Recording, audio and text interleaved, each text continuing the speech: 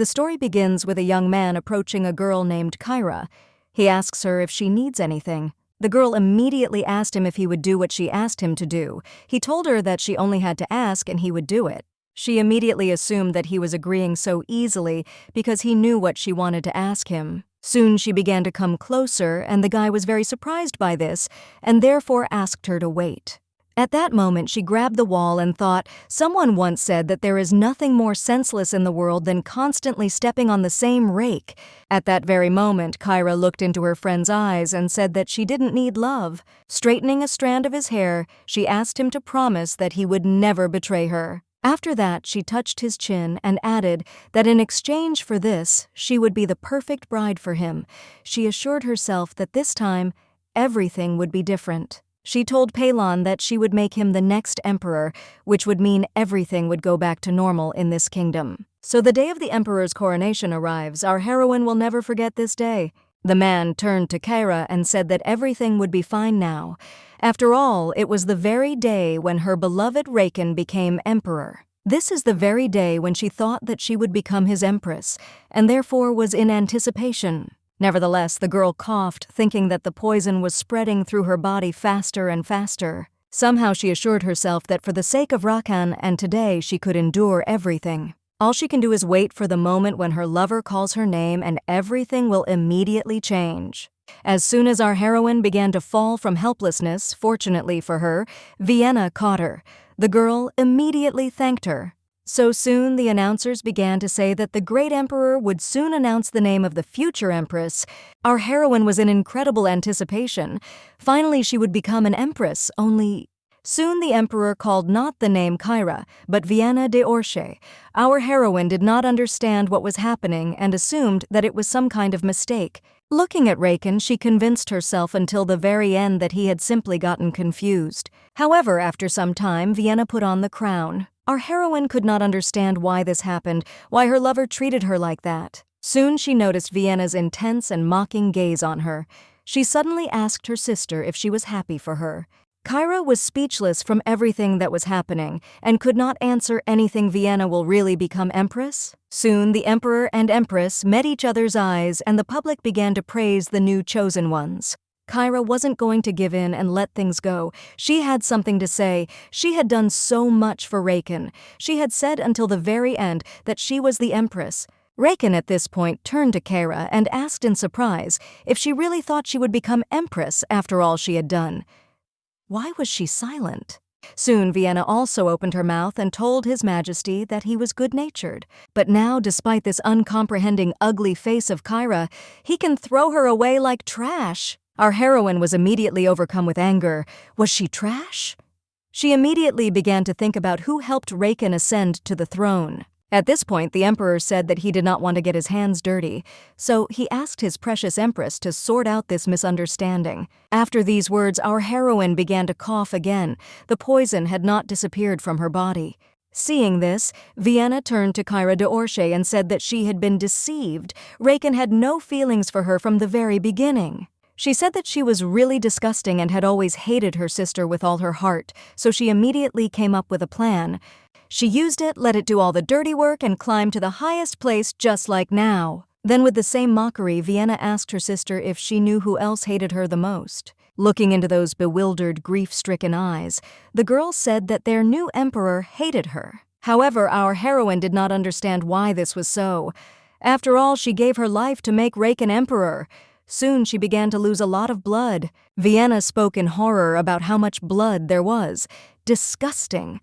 She did not understand how the palace could be desecrated on such a happy day. Soon after, she waved her hand and said goodbye to Kyra, leaving the girl under the care of 2 knights. Our heroine wanted to say something else, but at that moment, Vienna only asked her servants to throw Kyra out of the palace and as far away as possible. After a while, the action takes us to the forest, where apparently Kyra was sent. Looking around, our heroine immediately realized that this was Filippo Hill, where she played with Raikan as children. Having fallen to the ground, the girl decided that she really was a complete fool since she had let things get to this point. She became addicted to poisons and gave her life for this freak, but she just wanted to be near him. One way or another, she now understood that this was the end. She had literally lost everything. The girl looked at the bottle with liquid. She soon decided that it was best to end her suffering herself, and so decided to drink poison that would quickly kill her.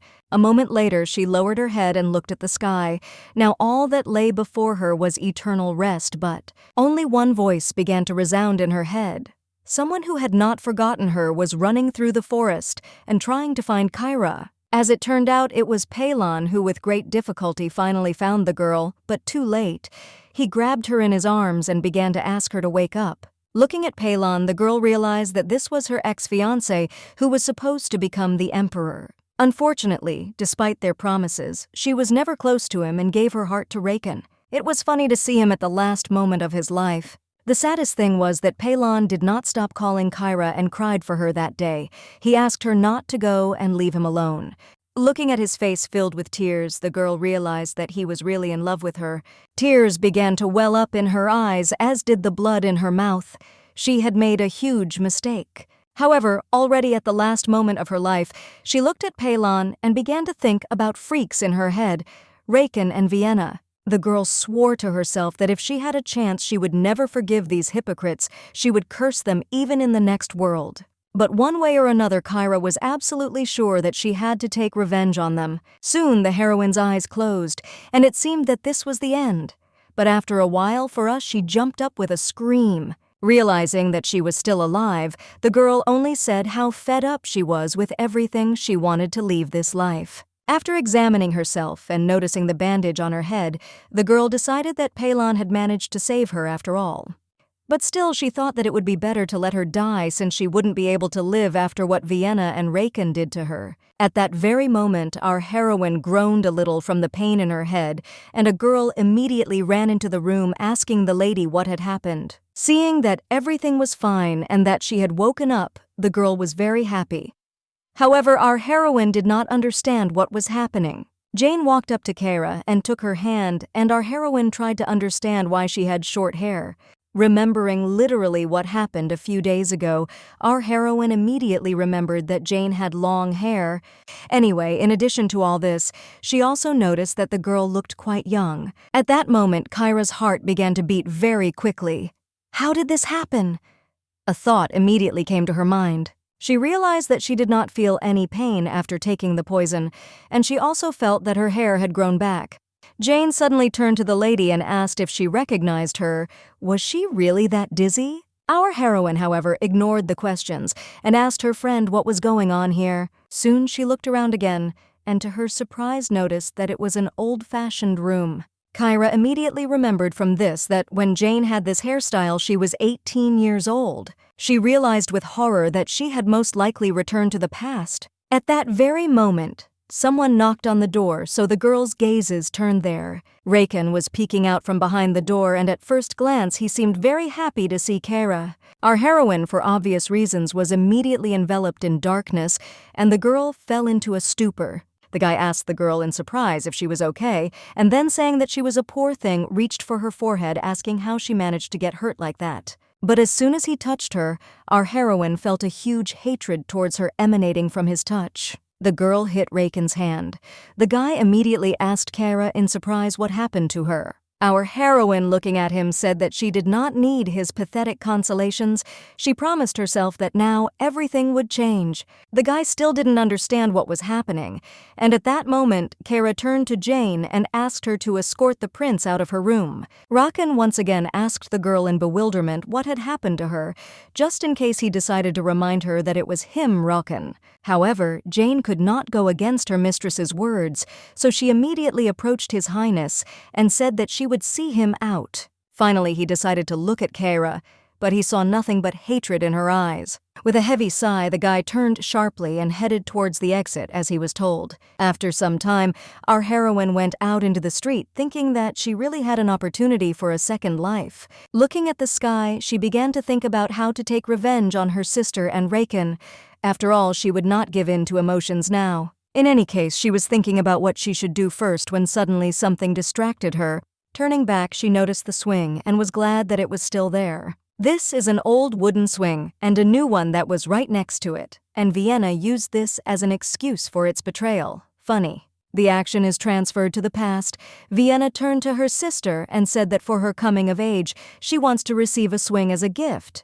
However, our heroine rudely said that this was impossible and she would not receive them. She explained this by saying that this was the only thing she had that reminded her of her mother. After these words, our heroine apologized and turned around, thereby leaving Vienna. The girl was very upset about this, but she certainly wasn't going to give up. After a couple of days, Vienna finally showed her sister the new swing that their father had made at her request. Now, they can swing on it together. Our heroine even shuddered a little at these words. It was quite unexpected. Soon, Vienna asked her sister to give her a push, which Kyra couldn't refuse, so she agreed. The girl started to roll her, but Vienna told her not to be afraid and to roll her harder. Our heroine listened to her and did as her sister asked, but after a couple of minutes, something broke, and Vienna fell to the ground.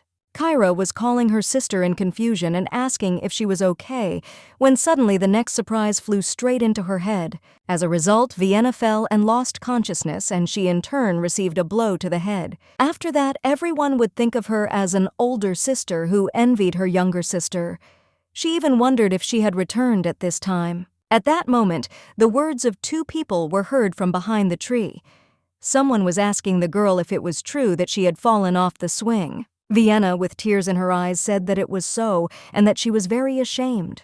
One way or another, she could not understand why her sister pushed her so hard. Hearing her sister's words, our heroine was surprised that the two were already close at such a time. Meanwhile, Vienna looked at Raikan and said that he was probably surprised, but she also didn't know that her sister was so cruel. The guy asked again in surprise, and the girl nodded her head and said that she didn't even expect such an act from her sister. One way or another, she suggested leaving the conversation about her sister and talking about something else. Our heroine, hearing all this, was only surprised that all this time she had not suspected anything. Fool, that's all Kyra called herself. At this point, Raikan told Vienna that Kyra seemed to have not yet recovered from the blow and was acting strangely. Her sister immediately assumed it was because she was ashamed of what she had done to her. In any case, she convinced the prince that he should not worry. Her sister, despite her nasty character, was very grateful to him for his attention. Raikan smiled as he looked at her and said that he was grateful to her for her kind words. He addressed her as Miss Vienna Trahan, and then asked if he could call her Vienna de Orche. The girl smiled and said she would be glad to. At that moment, he took her hand and reminded her that she would soon become an adult, so he saw nothing wrong with calling her that. He also said that he thought Kyra wouldn't be too against it either. Our heroine, meanwhile, was incredibly angry. She immediately remembered how the girl told her that she had a fiancé, but he was still trying to get closer to her. There was no need to even think about falling in love with him. Apparently, for Vienna, who was trying to improve her social status, Raikan was the best opportunity, and joining the Orchi family was the first step towards that. Of course, her father held some position at court and even received the status of a marquis. However, only she, the only heir trusted by the imperial crown, could make decisions about who could enter the de Orche family. And now, using all her influence, she will not allow such vile vipers to penetrate the sacred family. Suddenly, that autumn rainy season came. Vienna was coming of age very soon. After some time, the action is again transferred to the palace. Our heroine thanked the second prince for coming. Palon told the girl that he had heard about the trouble that had happened to her. He was interested in how she was feeling. He also apologized for coming only now. This is our heroine's fiancé and first in line to the throne, the son of the previous empress, the second prince of Palon. Our heroine knew for sure that she needed him to protect herself and her family. But just at that time, rumors began to spread that her engagement with Palon would be broken off. The funniest thing was that the prince, having heard about this, did not even bother to see her and discuss everything in person. He thought that because of her closeness with Raikan, she insisted on breaking off the engagement. However, now her goal is to change their relationship. She needs to stop all the rumors and make Palon the emperor. Our heroine at this very moment decided to start a conversation about the rumors about their breakup. Looking at the second prince, she said that she did not want this. The guy, surprised, said that he agreed with her and that he was sure that his father did not want a breakup either. In that case, he promised that he would try to stop all these stupid rumors. Our heroine looked at him in surprise and noticed that he was good-natured. Why didn't she notice this? At that moment, she thanked him for his words because they calmed her down. Suddenly, Palon took out something. The boy handed it to the girl and said it was holy water for her wounds. Kyra was confused and asked if she could really use it. It was only for royalty. Taking his bride by the hand, Palon nodded his head and added that if she needed more, she just had to say so. He would spare nothing for her. The girl smiled and thanked the groom, saying that she would gladly take advantage of this. The girl also began to shyly squeeze the bottle and tell His Highness that she had a request. She said that her father and Raikan wanted her to take Vienna. The guy decided that it was rather strange to accept her into the family, considering that she was an heiress. Besides, there were rumors that the Marquis loved Vienna even more than her. He said directly that this was not the best decision. Our heroine suddenly said that unfortunately she only had the right to refuse her, and all other power in the family belonged to the father. After these words, the guy understood that she wanted him to help her. Kyra, looking at him, asked him to promise that he would never betray her. In turn, she promised to become the ideal bride for him and make him the next emperor. He suddenly said that he had another condition. Kyra asked to tell him about it because they should help each other.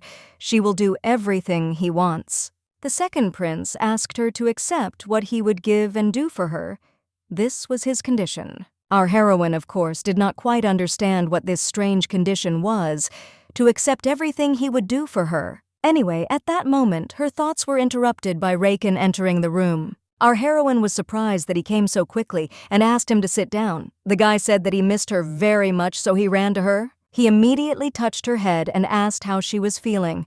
After all, she had been feeling bad yesterday. Either way, Kyra ignored these words and started talking about her own things. She approached Raikan and said she had a favor to ask. She reminded him of Vienna's coming of age and asked him to accompany her. The guy was quite shocked by this proposal, so he asked why him. The girl explained this by saying that coming of age only happens once in a lifetime, and if you spend it alone, then what's the point? And Vienna itself is waiting for this. Looking at Raikan's shocked face, our heroine asked if this was too unexpected a request. Anyway, she touched his hand and said that there was still time so he could think about it. At this point, she decided to say that there were rumors that her engagement to Palon would be broken off. Had Raikan heard about this? Without even giving him a chance to say anything, the girl asked him in surprise if this really happened. Would he be able to take her away? The guy immediately said in surprise that now he understood why the atmosphere in the palace was so gloomy. Now everything was clear. Kyra smiled as she looked at him, but she knew to herself that with this reaction, he was most likely avoiding an awkward question. Suddenly, he took her hand and asked if she would do it. In the past, when she realized what she felt for Raikan, she immediately wanted to break off the engagement, but the prince stopped her. He assured her that she could not leave Palon because if he took another noblewoman as his wife and his position became stronger, he would not have a single chance. Only Palon stood in Raikan's way to the throne. The guy was an actor, so he even shouted that he hated the idea of Kyra being engaged to another. But still, she must be patient until he can strengthen his powers. Our heroine said in surprise that she loved him and did not want to deceive Palon. Kyra continued to say that she really wanted to break off the engagement, but Raikan silenced her with his hugs. He started talking again with a smile on his face that this was all for the sake of their bright future. She could be patient for a little while. That's how, because of her blind love for Raikan, she had to continue playing the role of a bride. Both Kyra and Raikan exchanged words about how much they loved each other. Once again, the action takes us to the room with Raikan and Kyra. The girl, surprised, said in response to Raikan's question that he himself knows the answer. However, the guy did not understand what the girl was talking about. Kyra thought that she did not want it at all then, but now everything is different, and from the heart. Taking the cup in her hands, she said that she did not want to break off her engagement with Palon. The coming-of-age ceremony is an important ritual that announces the possibility of marriage. For women, it is at 16 years old, and for men at 18. That is why Vienna was waiting with trepidation in her heart for this desired day. The action moves forward some time. Jane, looking out the window, assumed that Miss Vienna was really looking forward to her holiday. Our heroine looked out the window and told her assistant that she was also really looking forward to it. At that moment, someone knocked on the door of the room. Someone immediately greeted Mr. Melvin.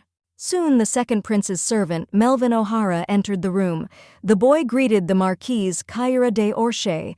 The girl smiled and assumed that the prince had sent him. Melvin, with a smile on his face, said that he had brought what she had asked for. Kyra said she would accept it with gratitude, and so Melvin gave the order to bring it in. Looking at the whole pile of gifts, our heroine said that there were far more of them than there should be. Melvin quoted the prince's words, "There is a big event at the Marquise's estate, so we need to send everything and as much as possible." Our heroine was very grateful to Palon, so she asked him to convey her gratitude.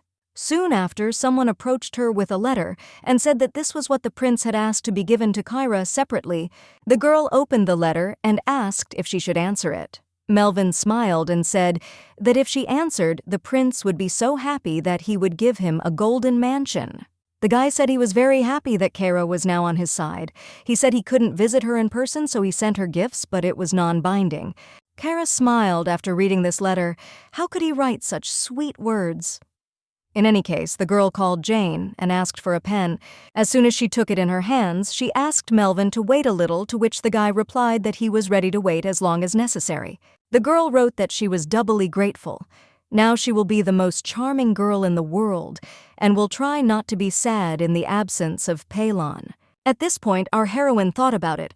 She remembered that Raikan would also be at the ceremony. She knew that if they were seen together, the rumors of a broken engagement would spread even more. Her reputation would sink to the bottom, and her father would compare her more and more to Vienna. She needs to be around Palon as much as possible, so she asked Melvin to wait a little longer because she forgot to write something. After some time, she handed over the letter and thanked him for waiting. Melvin smiled and said that they would see each other again in 3 days. Left alone in the room, our heroine looked back and was surprised to admit that there really were a lot of gifts. Somehow, she still remembered well what Palon had told her then. He had come to her when she was suffering from an attack and said that he hoped she would feel better. He brought her 8 vials of holy water. If she had known that he had been specifically asking other members of the royal family for it for her, after losing his right to the throne, after he told her that she was more important to him than the crown, she realized that she should not have taken that water. His words hurt her even more. To quote it was, "I have lost nothing, and this is what should have been from the beginning." For him, she was much more precious. At that moment, our heroine was pulled out of her thoughts by the words of Jane, who turned to the lady in surprise and asked to look at the beautiful dress.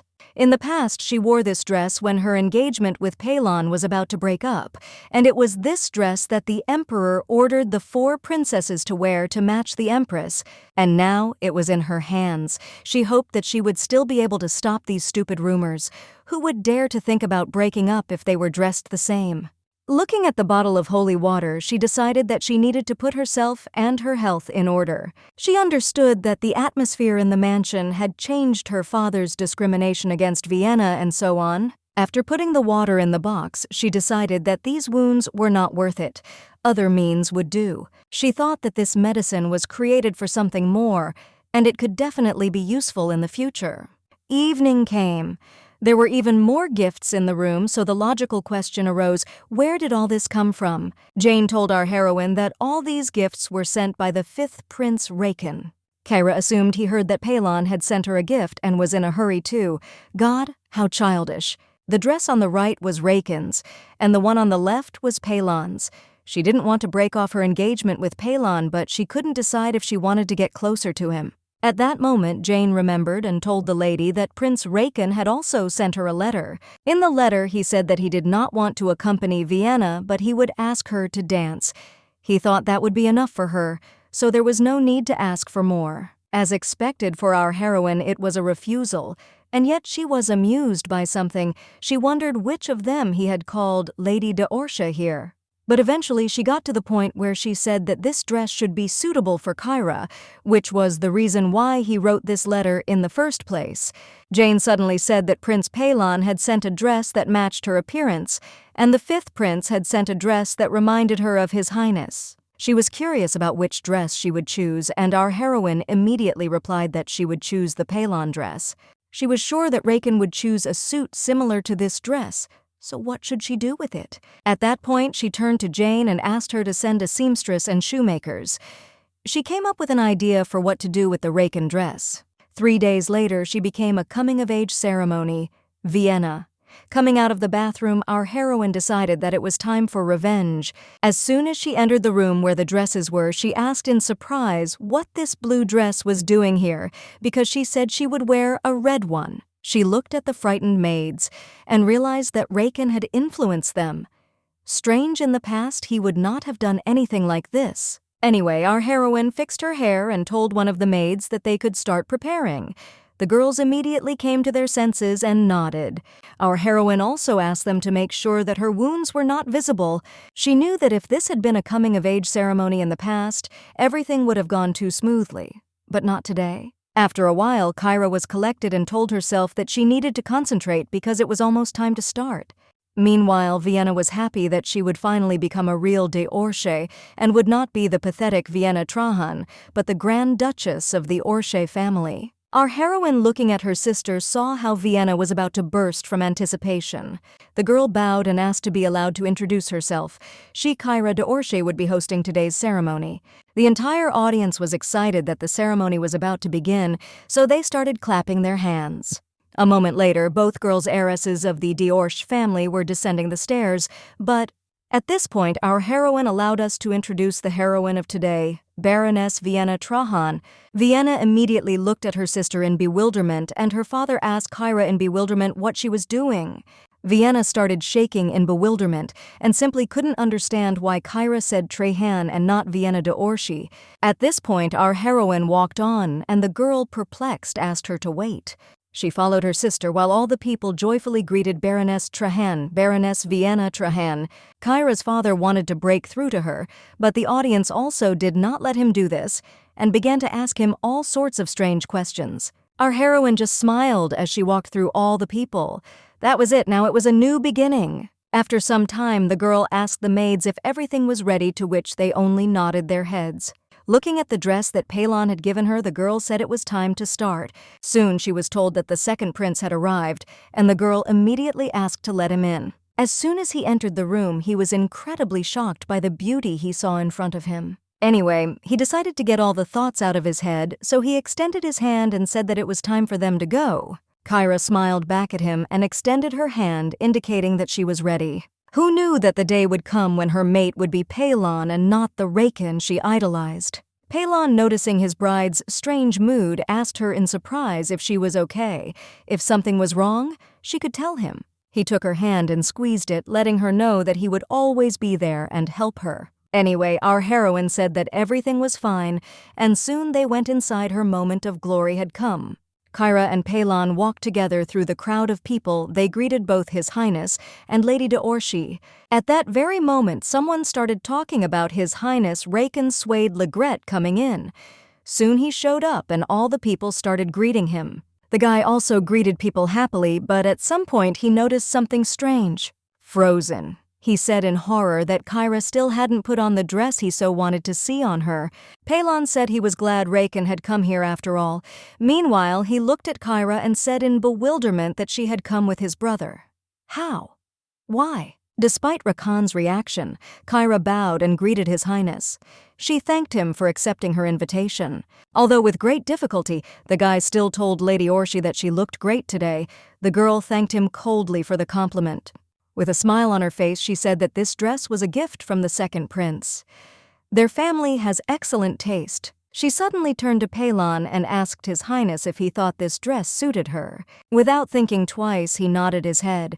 The girl thanked him for the compliment while Raikan looked at them in bewilderment. Palon continued to say that this dress suited her beautiful eyes and golden words. At this moment, Raikan heard the whispers of the maids behind him discussing how the second prince smiled sweetly. Our heroine, in turn, thought that Raikan should not be angry because she did not accept his gift. Holding back his emotions, Raikan abstemiously told Marquise Kyra that the dress really suited her. Once again, our heroine thanked the fifth prince for the compliment. At this point, Palon asked Raikan in surprise if it was true that he always made his bride happy. He said that he is often busy and can't always be around her, so he is glad that he doesn't let her get bored in her absence.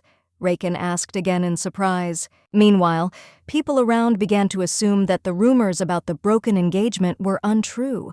It seemed that way. Palon and Kyra get along so well with each other. And Lady d'Orche and Palon at that moment looked at each other and smiled. She immediately remembered how she asked His Highness two requests Palon upon arrival. Melvin asked if there was a letter sent to him. There was a letter, so Melvin passed it on.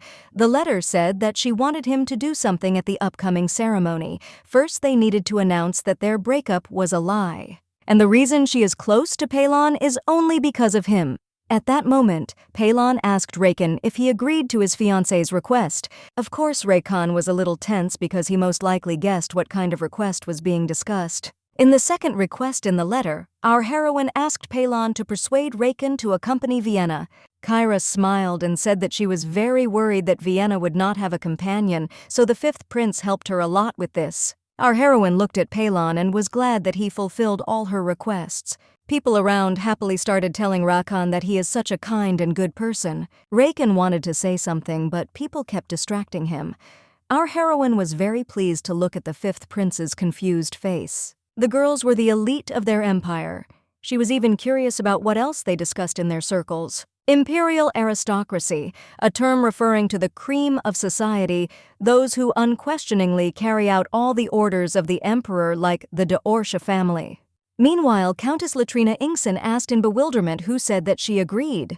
Viscountess Milia Neuven replied that she heard it from her personally. In turn, Countess Lavian Bringle asked them to stop. Well, the entire imperial aristocracy had really gathered here. Milia Neuven told the Countess that she had spoken about breaking off the engagement of Lady d'Orche and the prince, but that was not true. The girl said that she was sure of her words and that they were not suitable for each other. Milia Neuven assumed that Latrina wanted to humiliate Lady d'Orche in this way. The girl asked what humiliation had to do with it if she was telling the truth. The d'Orche family has long since outlived itself, and their former glory has sunk into oblivion. Now they are completely indistinguishable from other marquises and counts. Our heroine is tired of hearing all this. That's why the girl decided to approach them and thank them for coming. Lavian immediately told Lady Orche sweetly that they were glad to meet, and that they were grateful for the invitation. Milia asked her how she was doing.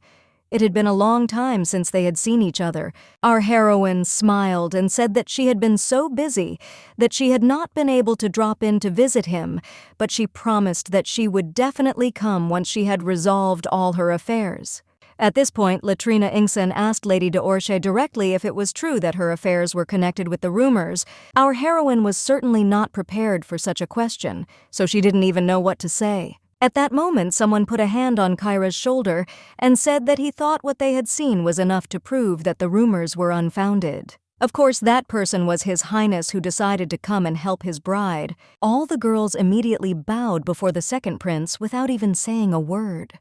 However, Palon looked at Lady Ingson and asked if she had heard him. He ordered her to explain what she meant by her strange and stupid words. Our heroine suddenly thought about it and asked herself whether she should stand up for them. She just wanted to open her mouth. But at that moment, Palon embraced her, turning again to Latrina. He reminded her that they knew that Lady d'Orche was the dearest person to him in the whole wide world. The girl shuddered at every word of His Majesty and nodded her head guiltily. The guy then looked at her again and asked how she dared to say such nasty things about Lady d'Orche. Did she really want to insult him? His Majesty the Emperor keeps asking him when he and Kyra will marry. Did Count Ingson tell his daughter otherwise? The girl asked His Majesty in horror how he could think such a thing. No way, her father hadn't said anything like that.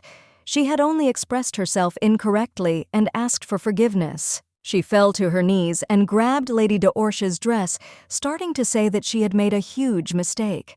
Palon looked at her and said that he hoped that she would not spread any more rumors about his beloved. The girl, horrified, said that she understood His Highness and that this would not happen again. Soon the girl left from there. Our heroine was certainly perplexed and didn't even think that things could go so far. At this point, Palon turned to her and said that he needed to give her something, so he asked her to give him a minute of her time. The action moves outside. It was quite warm there, but at that moment, Kyra felt that she was dressed in something. She asked what it was. Palon told her that in the north they are called silver foxes, but in truth they are white. The guy said that this fur coat was his catch from his last hunt, and he wanted to give it to her much earlier, but it didn't work out. Our heroine immediately began to apologize for not being with Palon at the time. His Majesty said it was nothing to worry about. He immediately suggested that she go hunting this year. What should he get for her? She replied that she would be happy with anything. In that case, the guy replied that he would give her something to his taste. Kyra girl nodded her head shyly. However, at this moment, after Kyra addressed him as His Highness, he only said Palon. He smiled and asked to be called by that name, and soon after addressed Lady d'Orche by her first name. The girl turned around in surprise, and Palon asked in bewilderment why she was surprised. After all, the letter said that he could address her like that. Kyra remembered it very well. She agreed because they still had to prove to people that they had a good relationship. Soon after, she looked up at the sky and thanked Palon for his help today, but from now on she would try to cope on her own. The guy asked her in surprise what she would order him to do. Should he really just stand there and watch her get hurt? The girl understood his feelings, but still now they had to be careful with Count Ingson. In the past life, the Count supported Raikan, and in this one, it might be the same. At that moment, Palon approached her and reminded her that he promised to be on her side, and his promises were not empty words. Our heroine looked at him in surprise and said that she understood all this, but still she was used to solving her own problems and asked him to understand this. The guy sighed heavily and said that he understood, and soon after asked if she would go hunting with him. The girl suddenly realized that she had been so busy with the Vienna coming-of-age ceremony that she had completely forgotten about other events. She had refused in the past, but she knew that this time she had to participate to strengthen their relationship and position, so she said she would try. The boy smiled and said that he would be glad to attend their first hunt together. At that moment, Melvin greeted His Majesty. Soon, Palon apologized and said that he needed to step away, and our heroine didn't mind, so she smiled and waved her hand at him. Looking back, our heroine said in surprise that it seemed as if nothing had changed here. But all this time, one person was watching her and Palon, and he was not particularly happy with their union. Raikan decided to approach Kyra, who upon seeing him asked in surprise what he was doing here. She asked in surprise if he really wanted to say something. Raikan said that he did, and he wanted to know why she was behaving so terribly. Squeezing her hand, he said that he had already answered her request in the letter to accompany Lady Trahan. He had refused. Our heroine apologized, saying that in addition to rumors about her breakup with the prince, there were also gossips about their relationship, and she couldn't just leave it that way. The guy, perplexed, asked her if they were really talking about their relationship. Kyra nodded her head and said that she didn't even know if this was a good way to save both his and her honor in the eyes of others, but she decided to do it. In any case, she hoped that people would not talk like that anymore once they knew that he was supposedly a partner of Vienna. She looked at him and said it was just a game. A simple performance as if he was a prince on a white horse, saving the poor baroness from loneliness. Holding the Marquise's hand, the guy said that all these rumors were fueled by gossip about the engagement being broken.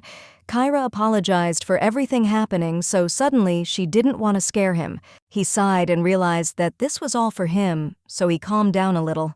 Kyra smiled and thanked Raikan. Soon she reminded him not to forget to dance with Vienna today, and she in turn will be next to Palon. Hearing his brother's name, the boy asked the girl in bewilderment if she was already calling his brother by name.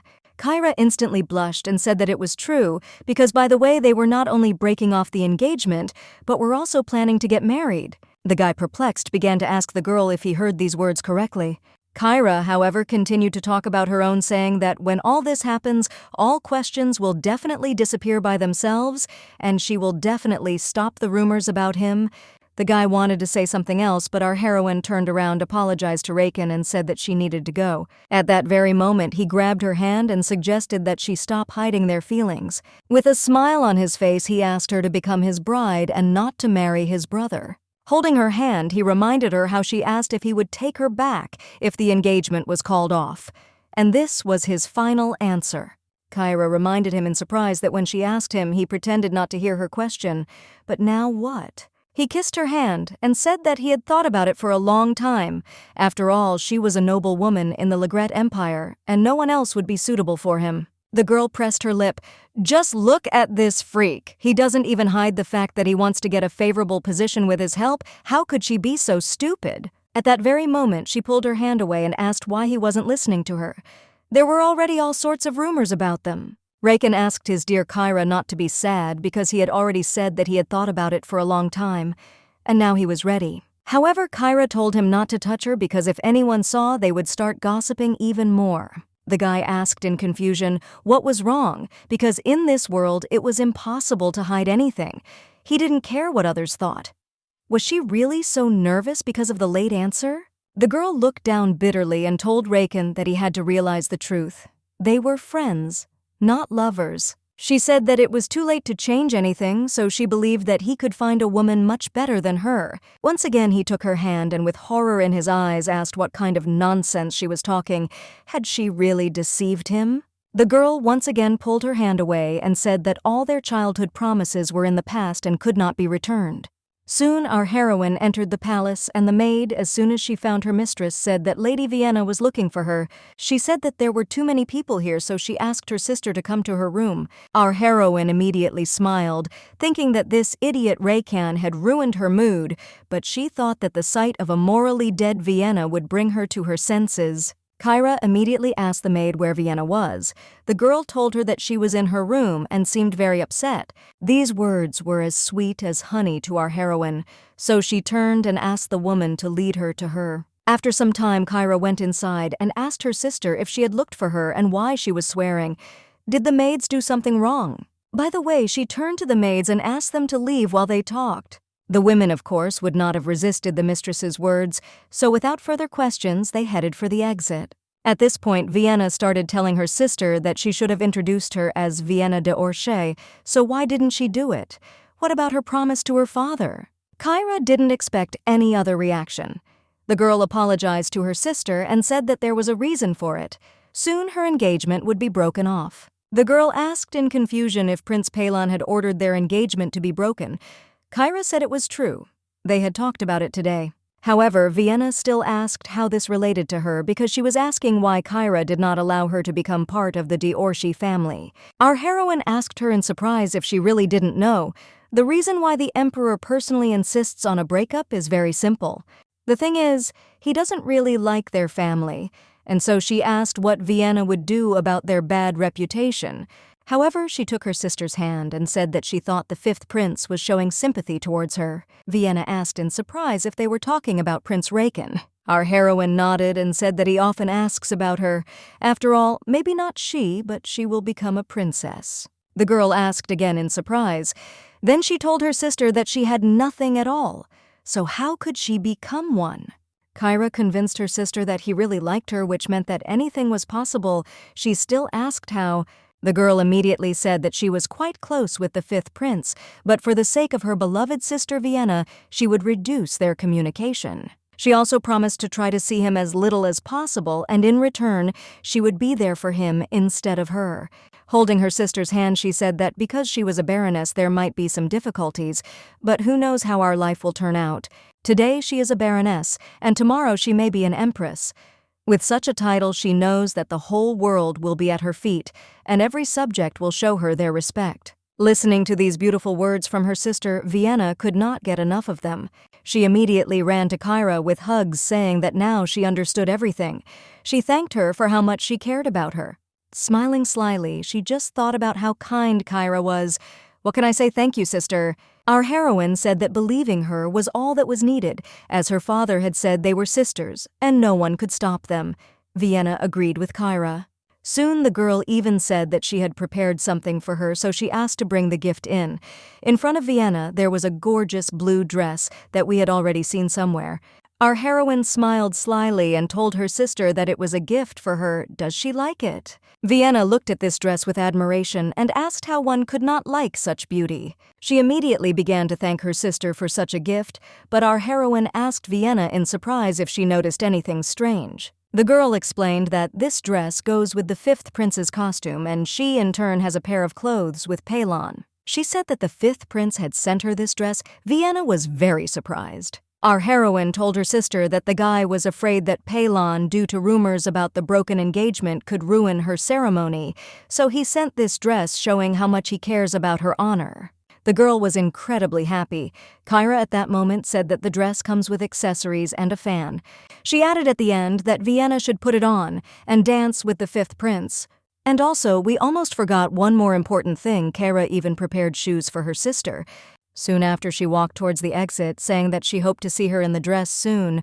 Our heroine understood that Vienna must necessarily become a princess for Raikan, and then they both would fall into her trap. After some time, Vienna came down, and in the midst of a whole crowd of people tried to find the fifth prince. Meanwhile, Raikan was walking around the floor with a calm face and looking around when, suddenly, in front of him he noticed a joyful Vienna who was wearing the dress he had given Kyra. He didn't understand why both the dress and the donated accessories were at Vienna. He immediately looked at Kyra in bewilderment, realizing that this was most likely her doing. At this point, our heroine leaned towards her sister and said that the prince must be so surprised because of her beauty. Vienna, realizing that the dance was about to begin, approached His Highness and asked if he would agree to dance the first dance with her. All the people around started whispering about Prince Raikan and Lady Trehan, who looks beautiful. Moreover, they have matching clothes. Realizing that Raikan could not do otherwise, he smiled sweetly and extended his hand to his so-called beloved. Soon they went dancing, which our heroine was happy about. Then she met Palon. The boy asked Kyra in surprise if she was already here. However, the girl whispered to His Highness if he had time. He immediately turned to his subjects and said that he needed to leave soon. He turned to Kyra and said that they could go. The guy said he had been looking for her everywhere and wanted to know where she had been. The girl said she had been helping her sister with her dress, and that was why she had gone away. Palon asked if cousins should help each other. Kyra replied that Vienna had no one else. An unknown woman overheard all this. At this point, the second prince asked the girl if the maids couldn't help Vienna. Why couldn't she change her clothes herself? Our heroine wanted to say something, but at that moment a woman approached them and said that Lady Orshi knew how hard it was to put on such beautiful dresses, so she volunteered to help. If this was true, Palon said it was pretty selfless because in the end, no one would even thank her for it. Our heroine looked down in embarrassment and said that everything was fine. She didn't need gratitude. The woman suddenly said that she was going to cry. How good the relationship between the sisters is.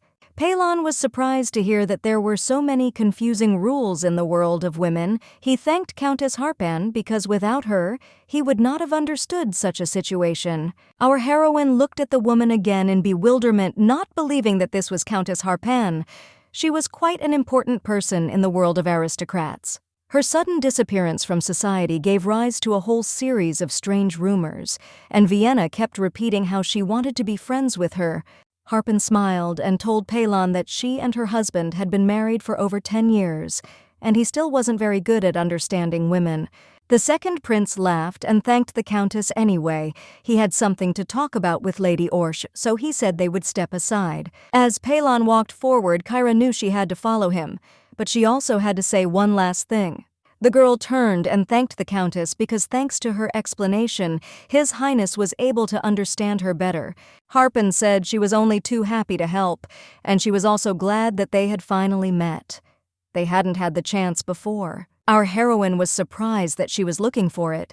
But why? Apparently because she changed the past, the future will now change too. Kyra understood that Countess Harpan had many followers, and this was a great opportunity. At this point, the countess said that, to be honest, His Majesty the Emperor asked if she could give her eldest daughter to the imperial family. He wanted her to marry the second prince and was quite surprised by such a proposal, but he thinks that her eldest daughter is not good enough for such a thing. However, she said that she was very grateful to Kyra for being with him, and still our heroine could not understand why the heroine wanted to meet her. At that moment, the woman said outright that she would be on Kyra's side to protect her daughter. Our heroine asked in bewilderment, could it be that Harpan interrupted her and told the lady that she was right in thinking, so then was she ready to shake her hand? Although the center of their society is the Empress, Countess Harpan plays a far from insignificant role, so her support is only to her advantage. She understood that she would have a powerful ally. Our heroine suddenly asked the countess if she really thought she would be suitable for this role.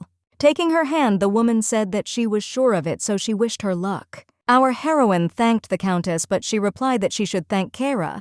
Then she said that she would soon send her an invitation to introduce her people. After some time, the first dance finally ended, which, as expected, Vienna and Raikan performed together. As soon as the dance ended, the guy didn't even look at his partner, but stared into the distance. It wasn't hard to guess where he was looking, but our heroine couldn't understand why he was looking at her like that. The guy smiled sweetly at her, whispering syllable by syllable, addressing Kyra, but she in turn silently left. As soon as our heroine had not gone far, her father came running towards her and grabbed her. The girl wanted to ask something, but he didn't let her do it and simply told her to follow him. Kyra pulled her hand away and said that she didn't have time for this because His Highness was waiting for her. In this case, the man told her to move because he needed to discuss something with her. However, at that moment she heard someone's footsteps behind her. Who could it be? A silhouette was approaching her from the shadows, getting closer and closer, and with each step its features became more and more visible. Of course it turned out to be Raikan. Our heroine walked past him in surprise and asked where Vienna was. The guy screamed in bewilderment and asked why she was setting her up with her sister. Grabbing her hand, he said that he had no feelings for her sister. With ice, he decided to ask her what she was doing with his brother and where they were. The guy was squeezing her hand so hard that our heroine's face even twisted. She ordered him to let her go. Raikan was incredibly angry. He started shouting and telling Kyra d'Orshi to answer his question. But at that moment, someone called Raikan Swade. The guy turned around in bewilderment, asking who dared call him that. The two brothers' eyes met and Raikan realized he was wrong, so he looked away. Once Palon's brother calmed down, the boy asked Kyra in surprise what was going on here. At this point, Raikan decided to apologize. Palon laughed and asked if it was really him. He looked at Lady Orshi and told him that he thought he had been very rude to her. The guy looked down guiltily and apologized to the girl, saying that he was angry because she was trying to get him closer to Vienna. At that moment, tears began to flow from his eyes, and the guy, perplexed, began to say that he thought that she no longer wanted to see him. Our heroine was quite surprised by what was happening and couldn't even understand if it was true or maybe he was putting on another show. Our heroine looked at him coldly and said that she accepted his apology. Soon after she turned around and told Palon that it was time for them to go, Raikan started shouting and asking Kyra to wait because he wasn't finished yet.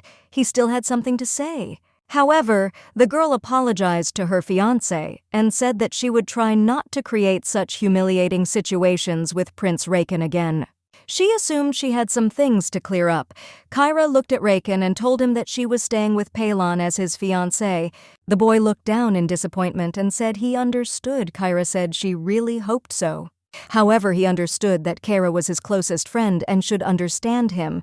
At this point, Palon put his hand on the bride's head and asked if she was ill by any chance because she looked quite tired. If she is not sick, he will be glad, but still does not know how to help her. The girl was in a stupor. Continuing to stare at Kyra, Palon assumed that she was upset perhaps because something was hurting her. In any case, he decided that if it wasn't so, then he didn't even know what could cheer her up. He asked her in surprise what made her laugh. For example, he could tell her a joke. Melvin once told him an interesting story that he wanted to share with her. Once upon a time, a girl from the village. Our heroine laughed and told Kyra that he was very sweet. She was grateful for his concern, but still she was fine. Coming closer to her and taking her bow in his hands, he said that he was very glad to hear it. Kyra was once again convinced of how caring he was. The moment he finally finished fixing the bow, he asked where they were going now. He offered to walk her to the restroom. However, our heroine immediately remembered her father, whom she did not particularly want to run into. Time must be wasted. She immediately asked the second prince to stay with her until the end of the banquet. Only he could help her. Palon, although surprised, agreed to the marquise's request without any doubt. Our heroine was glad to hear this, but you couldn't tell from Melvin's face that he was glad. At that point, Kyra let go of her hand. If he was busy, she didn't want Palon to have a hard time because of her, but at that moment he took her hand. The guy said that everything was fine. Kyra was surprised by this and asked if he was telling the truth. The prince said that he would not lie to her, but Melvin quickly left. Palon didn't even notice this, and only when he approached Mrs. d'Orsh did he suggest that she go to the banquet hall. After some time they came to the hall. Of course, there stood Kyra's father, who was perplexed and said that he had been waiting for her here for 100 years. Palon immediately greeted the Marquis, saying that they had not seen each other for a long time. The man was surprised that his daughter was still with the second prince. He apologized to His Highness, saying that he had urgent business. The Marquis immediately said goodbye to the boys and wished them a good evening. Palon thanked him for this. Kyra was only happy with how quickly everything was resolved. Palon asked the lady in surprise if she was avoiding the Marquise. In any case, he said that if she needed him again, she should not hesitate to tell him right away because her fiancé was always ready to help. Our heroine smiled sweetly at him and thanked him for his kindness. After all, thanks to him, she had a wonderful evening.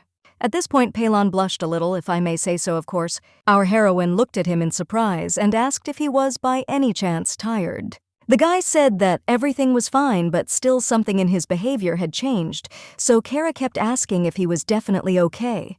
Realizing that he wouldn't be able to get rid of her, he decided to say that he remembered some important work. He immediately turned around and said that if she didn't need help, he would step away.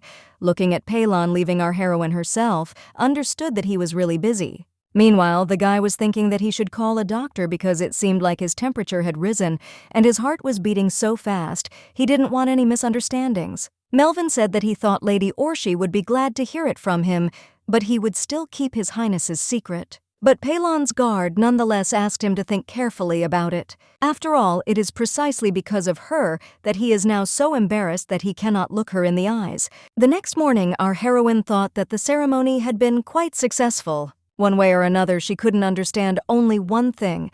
Why was her heart so restless? She turned to her mother and asked her if she was doing the right thing now. On the second floor, there is a room where my mother's things are kept, and only she had the key to it.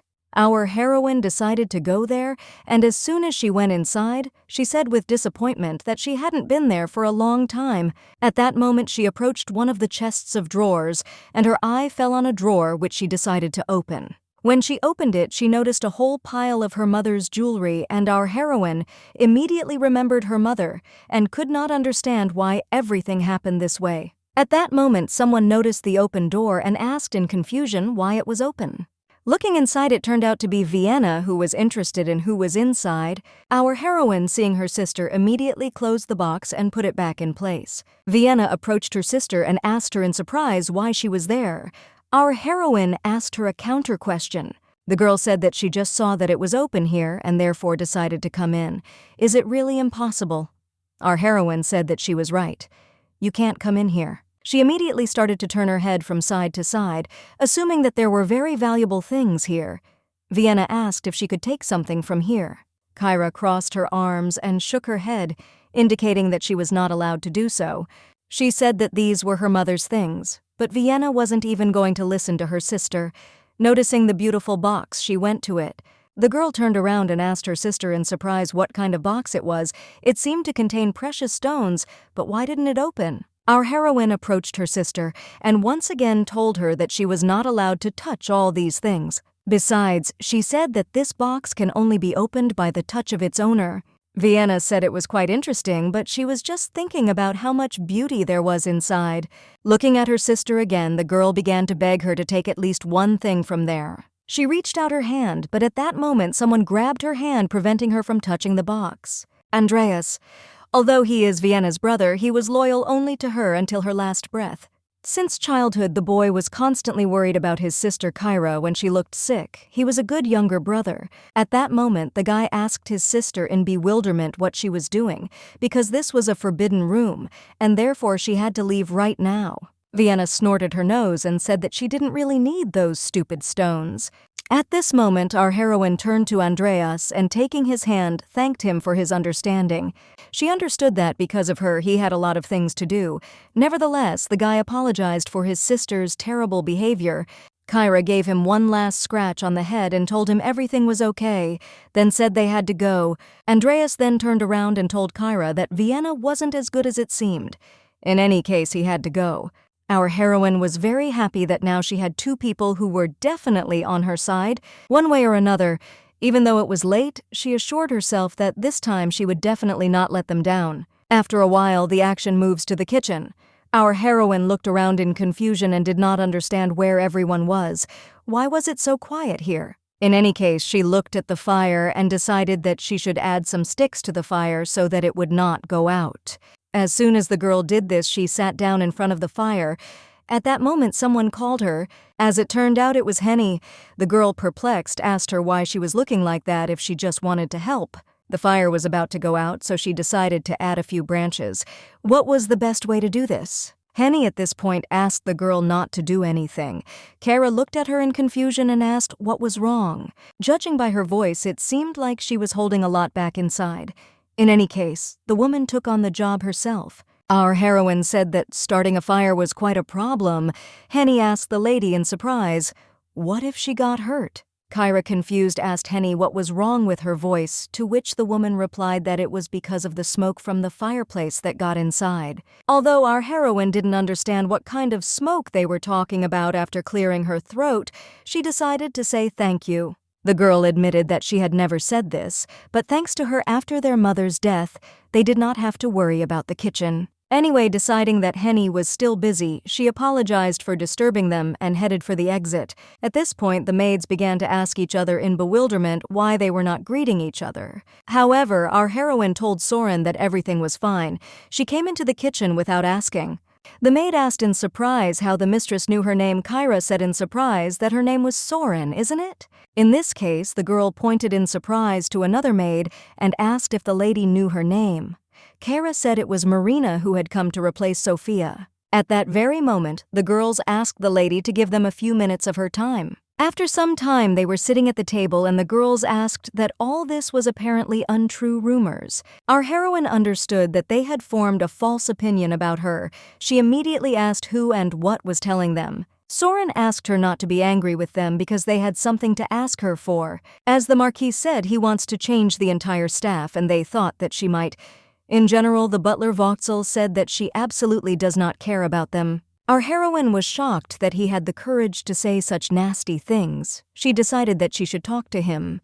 Butler Voxel is from a family that has served her mother's line for generations, but why is he— At that moment, he just opened his creaky door and asked the lady in surprise why she was there. The girl said she had a question. As soon as they entered, the butler apologized for the mess and immediately offered them a cup of tea, but warned that it was hot. Kyra immediately told him that she heard something strange.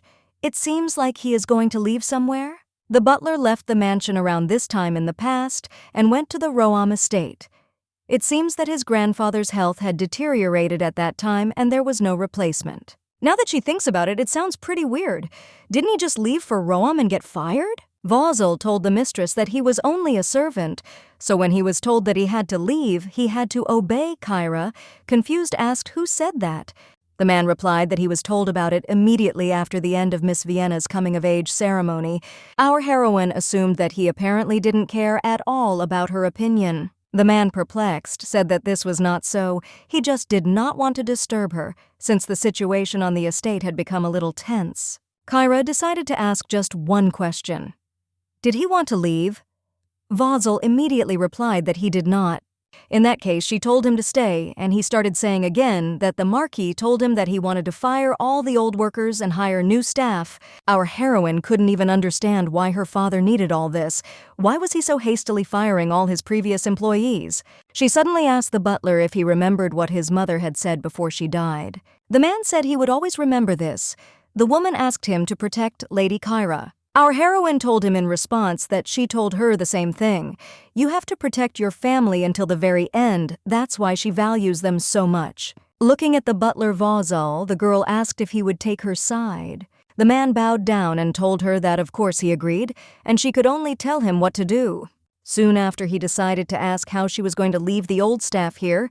He reminded that the Marquis was currently in power. Kyra understood that her father was the head of the family, which meant that she would not be able to undo anything. At that moment, she decided that the only possible solution was to take his place. She asked Voxel to bring her the house register, which contains all the contracts with employees' statements of monthly wages and purchases of necessary goods. The man wanted to say something in opposition, but our heroine assured him that she needed everything she had. After some time, he brought her the book, and the first thing he asked her to do was not tell anyone. Voxel still couldn't understand why she needed it. The girl understood that in the past, this information had not interested her at all. As she began to study it, she noticed that there were several unclear points in the spending history. It's been 8 years since her mother died, and her father handed over her responsibilities, but since when has he been doing this? Vossel at this point asked Mrs. Kyra if she knew how to use the book. She just said that it didn't matter at all. All that mattered was how much money her father spent. At that very moment, our heroine began to feel an unknown strange pain from above and did not understand what was happening. Vossel asked the girl in bewilderment what had happened. Was she really feeling ill? Our heroine felt that she really felt bad, but she still decided to say that everything was fine and that she was just worried. She suddenly asked if Vossel knew that there was something wrong with the book at home.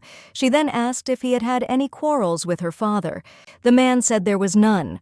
Our heroine added, however, that he most likely noticed the missing expenses and asked her father to fill them in, but he got angry and said he would fire him. Our heroine told him again that as long as she was here, he would not go anywhere, and moreover, she would raise his salary and improve his living conditions. Still looking around, she couldn't understand how the butler of the Orshi family could look like this. At this moment, the butler finally realized what Kyra was planning to do and cried out in bewilderment. The girl smiled and told him that she would indeed become the main marquise. This was the most obvious and quickest solution for them. By the way, there is a document that her mother certified with His Majesty. She will take it and go to the Emperor. That's why she smiled looking at Vossel and asked him to leave this little problem to her. After some time, our heroine walked along the corridor and saw new maids. Apparently, the father had already put his plan into action.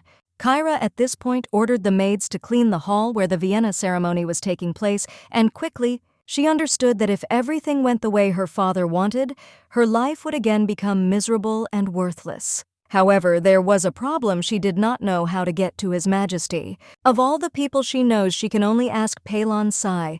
She takes advantage of his kindness too often. She immediately decided to remove these thoughts from her head, thinking that she needed to distract herself. At that moment, Jane entered the room and turned to Mrs. Kyra, asking if she was resting. The girl with flowers in her hands said that she was very glad that the Miss Vienna ceremony went well. Our heroine, looking at Jane, immediately remembered that she wanted to ask her something. Thinking back to the situation where Kyra saw the dress given to her by Raikan and her confusion about what it was doing there, some things became clear. The girl, of course, asked the maids why they brought it, but they embarrassedly said that Jane brought it. Our heroine couldn't understand why this was so, and the girl said that someone saw Jane talking to Prince Raikan, and after that she brought the dress into the room. She didn't have time to pay attention to this issue then, but the time came Kyra said directly that she found out that Jane brought a blue dress. Why? The girl immediately shuddered. She began to apologize and ask for forgiveness, saying that the prince had asked for it very much, and she could not refuse. As he said, he would not leave her alone until she put him there. She apologized again for doing it behind her back. The girl with a depressed voice admitted that she simply did not know what else to do. Our heroine told her that everything was fine and she forgave her, but she no longer had to follow his orders. The girl said she understood Kyra, suddenly asked her if she came here on the Emperor's orders. Wasn't she sad? 2 years ago, when her engagement to Palon was officially announced, the palace sent her a maid. It was Jane. Even though she works in their estate, she still belongs to the palace. Kyra, looking at Jane, reminded her that she is a noblewoman like her, but she is forced to call her mistress. However, she noted that she did not address Vienna that way. The girl said that she did not care because she simply came to work on the orders of the Emperor. Then she said that her father worked for Kyra, so she had no reason to address her any differently. Our heroine suddenly asked what about Vienna. She wasn't interested in what she thought of her. She just wanted to know what she thought of Vienna. After all, she couldn't trust everyone completely. She couldn't have her maid side with her father, Vienna, and possibly Raikan. At that point, the girl said that, to be honest, she didn't really like Vienna. She was here to serve Kyra, not her. Our heroine said that it was true because that was what she was sent here for. So she doesn't have to do anything that concerns her family, only what she says. Kyra didn't want to doubt her loyal friend, but these were the times these days. Jane, however, agreed with her mistress without hesitation. After her rebirth, our heroine began to notice a bunch of problems that she hadn't paid attention to before. She had no idea who else could stab her in the back. Considering that Raikan, whom she loved with all her heart, and Vienna, whom she truly considered her sister, simply betrayed her, our heroine asked Jane to prepare her hair and dress. We need to see how the preparations for the tea party are going. The coming-of-age ceremony is conducted differently depending on the circumstances. Everyone making their debut at the party must do two other different things. Firstly, it was necessary to hold a tea party with noblewomen the day after his ceremony and a ball for aristocrats. This means that all Kyra needs to do is show up to the tea party and try to make contact with the noblewomen without Vienna doing it for her. The venue is the Lucette Room. The tea party is attended by high society girls in expensive outfits, so it is held indoors. As soon as our heroine opened the door, she heard Vienna talking about how her little sister had been busy lately because of her. Just yesterday she held a ceremony for her, and today a tea party. She is so grateful to her. The aristocrats told Vienna that she was very sweet, and that of course no one could leave her alone at such important moments. It was impossible to cope with it alone. She kept telling the girls something, trying to instill in them a false opinion of herself, a thin, sweet voice, just perfect for gaining sympathy and understanding. One of the aristocrats screamed in bewilderment and asked Vienna how she could do this to her. At that very moment, our heroine was approached by a butler who handed her a gift from the fifth prince. In the past, Raikan always gave her flowers when he felt guilty. She thought he wanted to apologize for yesterday. Our heroine grinned and soon asked Mary to open the door for her. A moment later, Kyra stepped inside. Our heroine decided that it was high time to make this dull tea party a little more fun. Kyra greeted all the ladies sweetly, saying that she had no idea that they had decided to gather early. Our heroine at this point noticed a sad Vienna, but told her that there was good news. The fifth prince had sent her a gift, apparently especially for tea. Having handed the gift to her sister, she asked her to open it as quickly as possible. All the girls around also started to support her and ask Lady Trehan to open the gift because they were also interested in what was in it. Opening the box, the girl noticed that there were beautiful and lush flowers inside. The aristocrats were perplexed. How beautiful, but why flowers? In any case, they decided that Vienna certainly liked the fifth prince. Our heroine suddenly asked in surprise if there was a small card inside. She knew that Raikan never sent gifts without a card or postcard. In the end, Vienna got to the card. If only they were surprised that the prince even sent her a card. Everyone was talking about how cute it was and asking to quickly tell what was written there, but at that moment, Vienna's face changed. Our heroine said that she was almost 100% sure that this was a declaration of love or something like that. Meanwhile, Vienna looked at her sister with envy, because even though she had been friends with the fifth prince for quite a long time, he had never sent her anything like this. Kyra in turn smirked because she knew that her name was written on the card. Seeing her sister's confused face, she immediately felt so good in her soul. After some time, the action moves to the chambers of the fifth prince, who shouted in bewilderment at his assistant. The guy was horrified and said that Miss Orshi must have misunderstood. As soon as he handed over the gift, she immediately ran to give it to Miss Trehan. However, he said that Miss Trehan was glad Raikan said that he didn't care. God, Kyra gave his gift to a common girl. At that moment, he remembered the card and asked what had happened to it. The assistant told His Majesty that Miss Trehan had also taken the card. The guy said that people apparently misunderstood the gentleman's dance with Miss Trehan yesterday. However, Raikan told them not to talk nonsense. Sitting down on a chair, he thought it was Kyra who asked him to dance with Vienna. But why then? He immediately realized what was happening, but did not understand why he had not guessed it right away. Kyra was so obedient before, but now there is definitely something wrong with her. What happened to her? Why? That was the only question that was spinning around in the fifth prince's head.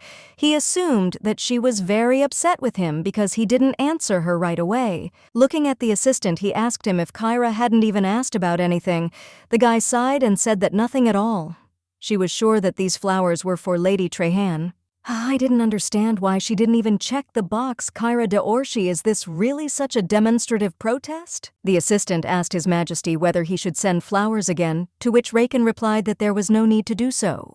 However, the guy began to tell the gentleman that Lady Orshi might misunderstand him. Raikan shouted again and reminded that he had just said he was free. The guy immediately left the room. Raikan thought about everything for a long time and still decided that Kyra was very cunning, and she really was offended by this stupidity. He was absolutely sure that she did it on purpose. Kyra gave the gift to her sister on purpose. Of course it was so. He understood that he knew everything about her, and yet it was nice when two sisters fought for his attention. At that moment, someone knocked on the door. The guy asked in confusion who was there and was immediately apologized to for the unexpected visit. The man entered the room and said that he had been told by the fifth prince that he wanted to see him. Meanwhile, our heroine was glad that the tea party on the occasion of her sister's coming-of-age ceremony had finally begun. No matter how small it is still an official appointment. She has been preparing for this since the morning, but her headache still won't go away. Should she take some medicine? The maid approached the lady and asked if she was okay. Kyra asked Soren in surprise where she was from. The girl pointed into the distance and said that she had just arrived because they needed to serve cold appetizers. Our heroine assumed that she was very tired because, after all, she had been cooking for everyone for several days in a row. Soren apologized to the lady for their prejudice against her. She took Kyra's hand, which surprised her, and then said that she didn't even know Kyra was so caring. And again she apologized. Soren's older brother was a knight, and she herself, by the way, was an excellent swordsman. Apparently, this is how she showed her loyalty. Smiling again, the girl told the lady not to worry, and she in turn would prepare everything.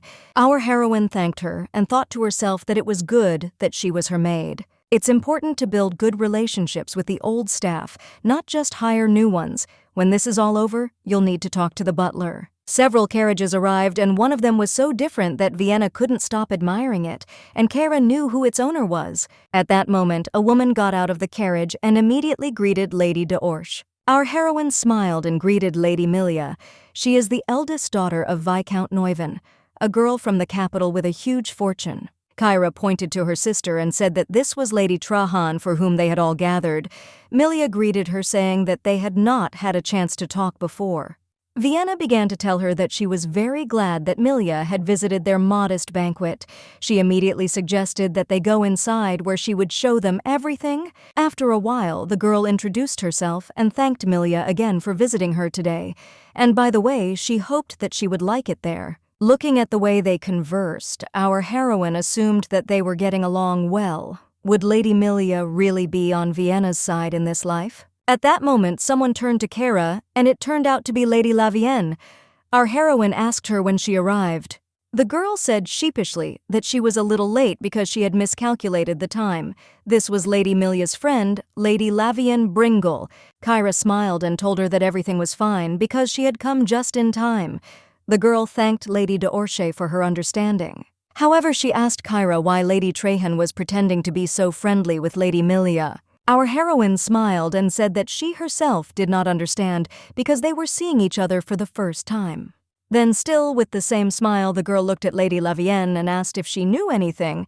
However, the girl did not have time to say anything because the knights announced that Prince Raikan Swade Legret had arrived. Our heroine didn't understand what he was doing here because he wasn't invited. Why would he come here? In any case, she went up to Vienna and whispered in his ear that the fifth prince had arrived, which meant she should go and say hello to him. The girl, without thinking twice, went to meet him, and at first she was even a little embarrassed. In any case, she bowed and said she was glad to meet him, showing her joy that he had arrived. But after a moment, her face changed from happiness to shock, because the first thing the fifth prince said was, "Where is your sister?" Lavienne was immediately surprised that the prince was looking for Kyra. Our heroine said that it could be so, but she thought it would be better to let them be alone. The girl looked at our heroine with admiration and asked if she really wanted to hide from him. In any case, she abruptly picked up the glass of champagne and spilled it on her dress. Our heroine asked what happened, and Lavienne Bringle answered that there was an excuse. Now they could go to the restroom. After some time, the girl told Lady Orche that she was truly noble and her concern for her sister. Even in the Count's estate, everyone was talking only about her. Our heroine asked again in surprise. Lavienne said that she had arranged a wonderful celebration for Lady Trahan. Although they had only met a year ago, they had prepared such a gift. Countess Harpen tells everyone about her kindness, so she wants to do something for her too. Our heroine was glad that Lady Harpen had already begun to act. At that very moment, Lavienne Bringle turned to Kyra and said that she wanted to ask something. She extended her hand, smiled, and asked if they could be friends. Of course, the girl happily agreed and told Lady Lavienne that she could call her Kai. Only close people could call her that. In that case, Lavian Bringle smiled and told her new friend that she could call her Lavi. Our heroine smiled sweetly at her, another aristocrat, but on her side, how could she disagree? In the end, she left the lady in the restroom and went to the banquet hall. The atmosphere inside was friendly. In the center of the hall, men and women danced smoothly to the beat, exchanging compliments and smiling at each other. Of course, among them all there was Vienna, which did this business more successfully than anyone else. At that moment, while our heroine was walking down the corridor, someone called her. Turning around, she bowed and told Her Highness that she was glad to meet them. Raikan asked her in surprise why he hadn't seen her. Had she just arrived? She replied that Lady Bringle had spilled champagne on herself, and so they had gone to the toilet. She immediately asked if he had greeted Vienna. The guy immediately said that he doesn't understand why she keeps asking about her, what happened to the flowers he sent her yesterday. Our heroine asked again in surprise and then realized that it was about a gift. Kyra replied that she gave it to Vienna and she was very happy. The guy sighed in surprise and asked if she really didn't know anything. In that case, he decided they could skip it. Maybe she really didn't know. After all, it was the first time. Kyra didn't understand what first time meant. In any case, the fifth prince told her that they needed to talk, so they should step away. But this could not be done because now the knights announced that His Highness Palon Swale Legret had arrived. Our heroine immediately happily approached him and said that he had said that he would not be able to come. The guy kissed her hand and said he had some free time. Was he really that late? Our heroine said that he doesn't have to talk nonsense because he's just in time. At that moment, the guy leaned over and asked Kyra if they could step away for a while. The girl agreed without hesitation. Soon he took her hand, and they were about to go to a quieter place. However surprising it was, once again, the fifth prince shouted after his brother and Kyra to stop. However, after a while they were outside. It was strange. Winter was already very close. She remembered how the last time at the Vienna ceremony it had not been so cold. Palon suddenly turned to the girl and said that he thought she was uncomfortable, so he asked her to go away with him. He hoped he hadn't ruined anything. Our heroine smiled and said that it was thanks to him that she didn't have to stand there and be bored. Palon immediately decided to start a topic for his brother and assumed that Raikan was bothering her with his stupid questions. The girl said that she didn't like his behavior, but she didn't really want to waste her nerves and time on him. Palon thought about it and told her in response to this that at this rate she would become emotional. Emotionality. She simply cannot give in to unnecessary emotions if she does not want a repeat of her past miserable life. At that moment, the second prince poked her in the forehead with his finger and said that if she didn't like something, she could speak about it openly. If something is bothering her and she is silent, then he feels strange being around her. Our heroine didn't understand what he was talking about, so she decided to ask Palon more specifically what he meant. The guy said he felt like she was deliberately pushing away people who wanted to get closer to her. Our heroine couldn't understand if it was so obvious even Palon understood it. Did Raikan understand it too?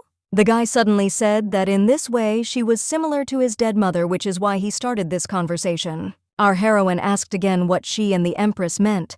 Palon answered her that when someone becomes impatient, they can do stupid things. Kyra was confused as to what he was talking about, but decided to ask him what he thought she was like. She felt like he could see right through her. At that moment, he touched her face and asked if she was cold outside. Kyra was shocked. He hadn't done anything, but her heart was beating so hard that words couldn't describe it. It definitely shouldn't be like this. At this point, he apologized, saying that he had touched her without permission. He had no experience in communicating with a girl, so he does not know what is allowed and what is not. At the same time, he became more and more red. Our heroine suddenly asked what she needed to do.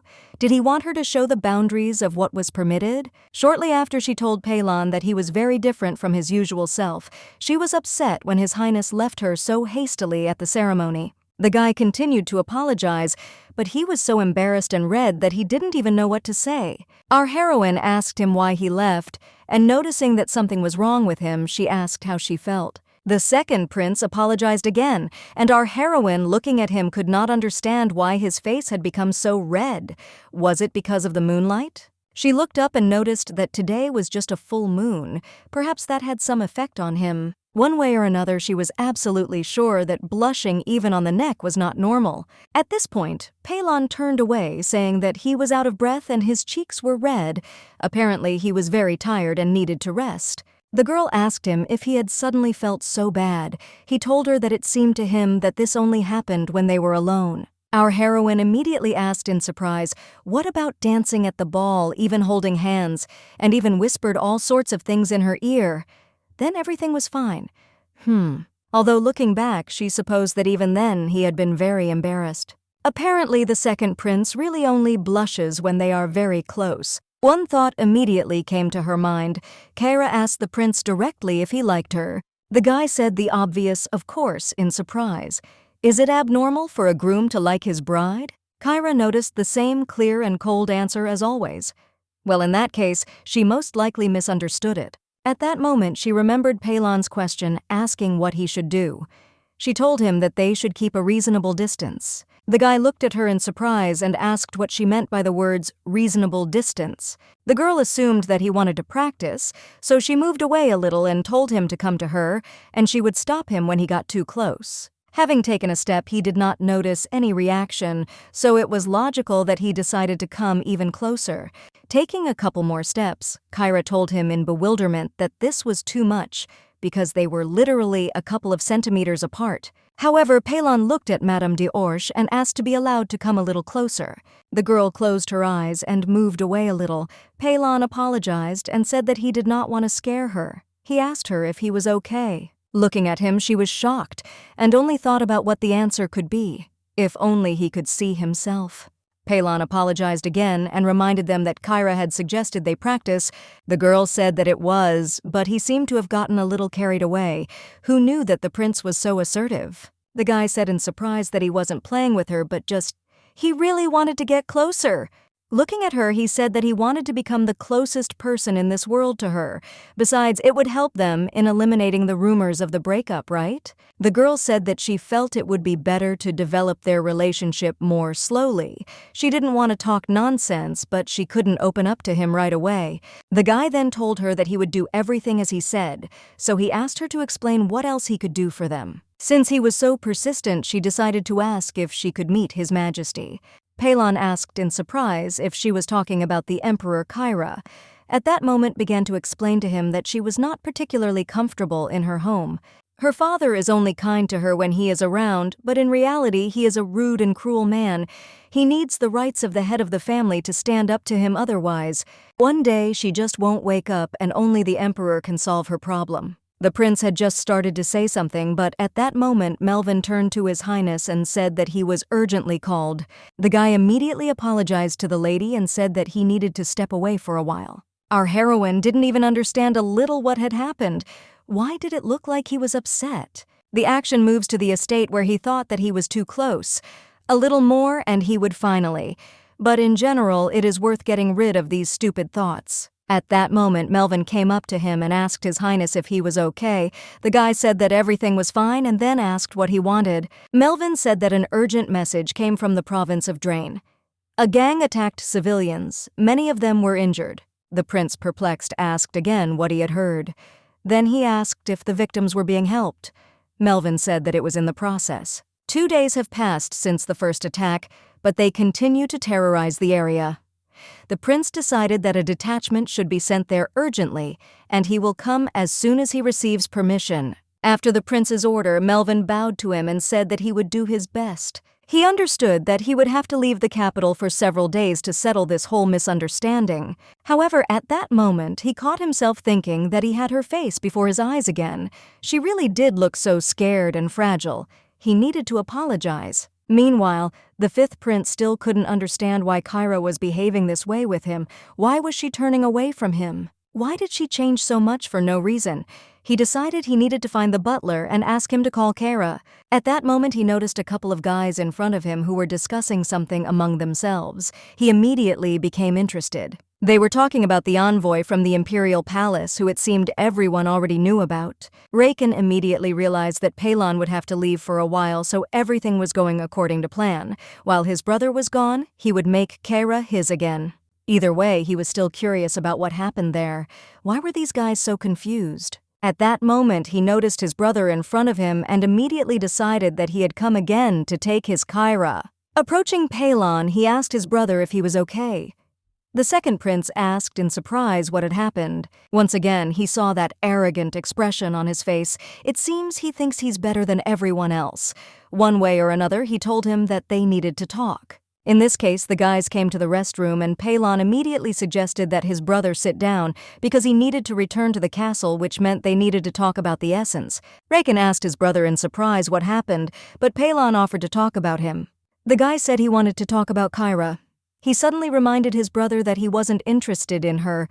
Palon replied that Kyra was his fiancée and future wife, so she was not just interesting to him, but very important to him. However, Raikan in bewilderment told his brother that he had previously said the opposite. Palon looked around and asked in bewilderment if that was all he wanted to tell him. Raikan tried to restrain himself and said that maybe he was crossing the line. But as a friend, she was very dear to him, and he wanted her to be truly happy. Palon told his brother not to worry. Because they were not going to break off the engagement, Raikan immediately asked why everyone was talking about her. The second prince assured him that it was just stupid gossip Raikan still did not understand and said that it was all strange. Why did their relationship change? Palon laughed and asked if he was really that interested. The guy, of course, said he was very interested. Palon said that people change. How can they stay in one place all the time? Deciding that this answer would satisfy his brother, the boy said that it was time for him to go and left. Raikan immediately hit the table asking why everyone was putting a spoke in his wheel. He was incredibly angry. He still didn't understand why Kyra had changed. What was wrong with her? Because of this, he would definitely lose all his chances. At that moment, he jumped up and told his assistant to find Kyra and tell her to come to him. He would be waiting for her in the break room. The boy immediately ran. Raikan understood that she could ignore a friend's invitation, but not the fifth prince. He decided to take advantage of his position. After all, if this was the only way, then no big deal. It was high time to bring the real her back. He wouldn't let her change anymore. After some time, our heroine finally came and apologized for the delay. However, she thought that since the prince had called her, it was Palon too bad. As if reading Kyra's mind, Raikan said that his brother had already left, which was why he was calling her. After some time of silence, the girl asked him in bewilderment what next. Why was he silent? He stood up just at that moment. Soon, he began to reach out to her with his hand and, placing it on her head, told the girl that she was very beautiful today. After that, he told Kyra that she was more precious to him than anyone else in this world. Kissing her hair, he asked if she understood what he was talking about, but at that moment, our heroine silently knocked his hand away and asked if he was surprised. She told him that someone might misunderstand him if he touched someone's hair. However, the guy asked her in surprise what someone's means if he touches her hair. Looking at her, he said that if she doesn't want to, then he won't do it. But still, for him, she is not just someone, but an important person. He also added that her coldness would not change his love. Raikan asked her to stop trying for her unfeeling brother and come back to him. Looking at her, he said that this was the only reason he had called her here in the first place. However, our heroine simply turned around and walked towards the exit. The guy suddenly said that, since that was her will, then see you soon. Kyra still couldn't understand why this freak was trying so hard to win his favor. This man is different from the Raikan she knew in her past life.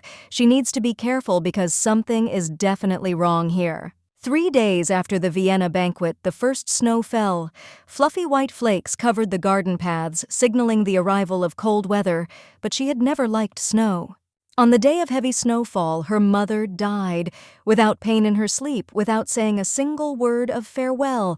And just when she parted with Palon and when she left society, and even when she became ill from the poison, all these days it snowed heavily. But today it didn't seem so terrible to her. Now she understood a little why people liked this time of year. However, at that moment, someone turned to the lady and asked if she was listening. The girl suddenly moved but did not even understand where she was. She had literally just been in the garden. By the way, she even felt the cold of snowflakes on her hands. It was all as if it were real. At this point, Vozel turned to Jane and said that if she was in a bad mood today, then perhaps she was right. He suggested that the girl rest after dinner. No less, our heroine assured him that everything was fine. She was just thinking about her own. At this point, Andreas turned to his sister and asked, What if her trauma was affecting her like that? He explained that he was simply worried about her because the impact from the swing could have been strong and something could have been damaged. The doctor said that the first sign of deterioration in health is a high temperature. The wound on her forehead was indeed deeper and did not heal so easily. Kyra said she tries to powder it so it's not noticeable but forgot about the treatment. In that case, she said she'll keep an eye on it. In any case, she smiled and asked her younger brother to talk about it later since their dinner was getting cold. She handed him the fish, and Andreas was surprised that his sister somehow found out that he liked fish. Anyway, he immediately started eating it, saying that he would eat it with pleasure. The action moves forward a little while, and Her Majesty's personal servant, Audrey Creason, greeted our heroine. The earldom of Creason was one of the great families after the Duchy of Treman that supported the Empress. Although she had many maids, the Empress entrusted important matters only to Countess Creason. One could say that she is the right hand of Her Majesty and one of those who were against their engagement with Palon. Anyway, our heroine smiled sweetly at her and said that she was responding somewhat coldly today. She must have been tired while getting there. She asked for tea. However, at that moment, she was handed a letter which was an invitation to tea. In the past, the Empress organized a tea party for young aristocrats, but she was not invited. Because of this, rumors about the broken engagement began to spread more and more. Everyone whispered about it and laughed, saying that Kyra was completely ashamed to appear in front of the Empress. Thus, by not showing up at tea parties, the girl automatically became a social outcast. But she wondered why she had invited her this time. Apparently her life was changing after all. Even Her Majesty, who didn't like her, had invited her for tea. In any case, she understood that from now on she had to analyze every step she took. No one knew what might happen. However, at this point Audrey screamed in bewilderment and told Mrs. Kyra that this letter was not for her, but for Vienna de Orche. Our heroine was of course shocked and all that, but what did she just say? Not Vienna Trahan, but Vienna de Orche. Audrey immediately began to apologize, saying that it was most likely a mistake. However, our heroine was not stupid. Obviously, she did it on purpose. The Empress invited Vienna to spite her writing their family name on the invitation. Kyra immediately said that it was rude to call a stranger a family member. Audrey Creason apologized to Lady de Orche and said that she would convey these words to Her Majesty. However, before this, our heroine decided to give a letter to Lady Trahan, so she asked to wait a little. The girl handed the letter to the butler and asked him to give it to Vienna so that she could write a reply.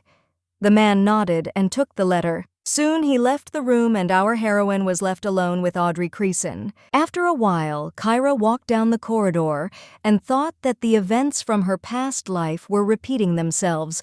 The Empress invited Vienna, not her. And again, the invitation didn't say Vienna Trahan. Last time she personally allowed her to join their family at the coming-of-age ceremony, but this time it was different. But why then? Why does the Empress hate her? The girl began to bite her lips. In the past, when Raikan was already preparing to become emperor, she spread rumors about Kyra and even openly stated that Vienna was more suitable for him. She did nothing to protect herself then because it was important to her that Raikan ascended to the throne without problems. But this time, she is not going to turn a blind eye to it. She still has little influence, so it might be useless, but she won't let her pride be hurt anymore, and if she doesn't control her anger, she won't be able to defeat the Empress. She knew she had to prepare thoroughly to leave her unarmed. She didn't want to rely on other people and benefit from them. In that case, it is very important to become strong now, which means you need to quickly meet with the Emperor and take power over the family into your own hands. She urgently needed these rights both for a counterattack and for settling relations within the estate. Unexpectedly, Vienna ran up to our heroine and spoke in surprise about the fact that the Empress had invited her to tea. A joyful Vienna showed the letter and with a smile on her face asked her sister if she was happy for her. Our heroine smiled and nodded her head. How could she not be happy for her beloved sister? Kyra told her sister that she was going to the palace to meet Prince Raikan. The girl asked in surprise, was she really talking about the fifth prince? Kyra nodded her head, asking Vienna if she really thought the Empress had invited her just like that. The girl also decided that there was something in it. In that case, our heroine advised her to write a reply. Vienna asked again. Our heroine looked at Vienna in surprise and asked what was wrong. The butler should have told her that she should write whether she could come or not in the answer. However, Vienna's previously joyful face changed before her eyes, and Kyra in turn understood perfectly well why she was now so moved. Vienna literally can't write, and what's more, she has terrible handwriting. The girl asked her sister to do this as quickly as possible because the Empress's personal assistant would be leaving very soon, so there was no point in delaying her. At that moment, Vienna took Kyra's hand and asked her to help her. She invited her sister to go with her. Our heroine asked in surprise what she was talking about. Vienna suddenly admitted that she couldn't write because she hadn't been able to get a proper education as a child. Kyra pretended to be very surprised, but still asked what she needed to do. The girl asked to write a letter for the Empress. Instead of her, Kyra asked in surprise why her. However, the shock was that at that moment the girl bowed before her sister, asking her to help her. Of course, Kyra was a little confused. Finally, she asked what she should answer. At that moment, the girl handed over the Empress's letter and asked her to look at it herself. As soon as our heroine read it, she was in incredible shock. She decided that it simply couldn't be, and soon just turned around and ran without even saying anything. However, our heroine suspected something, so she ran somewhere to check. As she began to dig through the pile of letters, she tried to understand whether the handwriting really resembled the Empress's. She soon found one of Prince Rakan's letters and realized that it was written in Rakan's handwriting. How is this even possible? The girl immediately thought about it. Is there something she doesn't know about the Empress and Raikan? Following her sister, Vienna knocked on the room and asked in surprise what had happened to her. Having put all the letters in the desk, our heroine sighed and told her sister that she could come in. As soon as the girl entered the room, she began to look around and say how beautiful it was here. Kyra said that this was her mother's room, but nothing could be touched or taken, not by her father, and definitely not by Vienna. The girl sighed and said that she didn't even ask for anything. Kyra looked at her and decided to remind her about such curtains, bed, and even swing. She wanted the same ones. Kyra told her sister that she understood that she liked her things, but they were her mother's things, so she hoped for understanding. Soon she sat Vienna down at the table and told her to start writing and she would help her. The girl, perplexed, began to say that she had asked her sister to write instead of her. Kyra snorted and asked her sister in surprise at what point she agreed to write for her. Vienna asked in confusion what Kyra was talking about since she said she couldn't write. Was it really that hard to help her? Our heroine laughed to herself, thinking that she only needed an excuse to sit her down at the table and make her write. Hatem, she said she would help her. But what next? Looking at her, she said that if she became the prince's wife, she would have to write a lot of letters and sign documents. Pointing at her, she said that she couldn't ask her for help every time, so she had to try. It's hard for everyone at the beginning, but you have to try and try. Vienna slammed the table and jumped up, saying that she would do everything herself and that she didn't need her help. Our heroine smiled and was glad about it. In that case, she decided to ask the butler to bring a candle because she would need to put a seal. After some time, Vozel came into the room. Kyra told him that Vienna had to write a reply letter, so let them sort it out and she would return to the lady. Before leaving, she turned to her sister and asked her not to forget about the pen with ink and the seal, and also it would be better to try not to linger. She also asked for the answer to be conveyed through the butler into her hands. Vienna sighed heavily and said that she understood. After some time, our heroine came to Audrey again and apologized for the long wait. Vienna is very happy with the invitation and is already writing a response. At that moment, a puzzled butler entered the room, apologized to the lady, and said that Lady Trahan had accidentally used her seal. Kyra wasn't surprised at all. Of course, she did it by accident, and certainly not because she wants to be one of de Orche. Our heroine couldn't help but giggle. Everything was literally as she thought. Vienna was literally an open book for her. Vozel, meanwhile, apologized and said that Lady Trahan gave him the answer in that form. Kyra replied that she did it on purpose. Most likely, Vienna saw that the invitation said Vienna de Orche. In that case, she decided to give the letter to the lady in this form. At that moment, the butler reached for the letter. He wanted to say something, but Kyra asked him not to worry because she knew what she was doing. Soon, she handed the letter with the answer into the hands of Audrey, who smiled sweetly and thanked Kyra. Our heroine in turn thought about what she would show, what would happen when someone tries to deceive her. After the Empress's assistant left, Kyra decided to take a walk. She couldn't even remember the last time she went out alone. Anyway, looking at the sun, she thought that it was time to go back because it was setting. By the way, looking around, she wondered where she had wandered to. Apparently too far. The girl decided that she should hurry. No less strange among all this was that there were no people in the area. As she passed through another alley, she wondered how she would ever find her way back. At that moment, she heard someone's footsteps and decided that someone was coming this way. Should she speed up? Since this stranger was already nearby, she decided that the best thing to do would be not to run away, but to hide, since there was little time. Soon they calmed down. The thought that it was time to go out began to creep into Kyra's head. The girl came out from around the corner, but at that moment someone attacked her and hugged her sharply. The guy, continuing to hug the girl, asked in bewilderment how she ended up there. Kyra first said Palon scared her, and then only said she went out for a walk. Either way, she was curious about how he found her. The guy said that he was very worried and called her non-stop, did she not hear? Kyra answered him that when she heard the steps, she got scared and hid. He breathed a sigh of relief, but still asked if she was okay. Did anything hurt? Was she cold? As soon as he heard from Lady Trahan that Kyra had suddenly gone out for a walk alone, he became very worried. In any case, he apologized for scaring her, but he just wanted to make sure she was okay. The girl looked down in embarrassment and said that it was her own fault. And by the way, she was on the contrary, glad that he was here, but why did he decide to meet with her?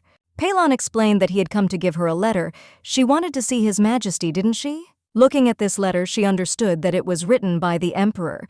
She did not expect that he would agree at all, but everything was resolved very quickly. Our heroine asked Palon if this was an invitation. The guy said that it was, and that he would soon leave the capital again.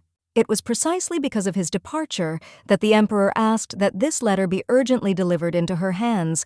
Kyra smiled, looking at the prince, and told him that he helped her a lot, so she was grateful to him and he could ask her for anything. Shortly after these words, Palon admitted that, to be honest, he came not only for this reason. However, they had not seen each other for a long time, and he began to miss her.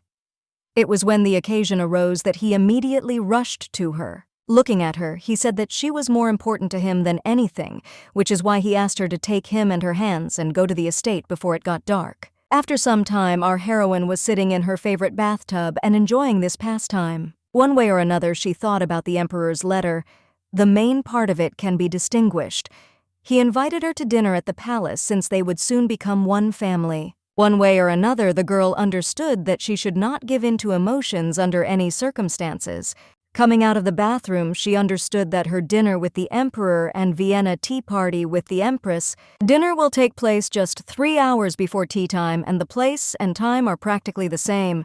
However, at that moment, Kyra's father literally flew into the room dissatisfied with something.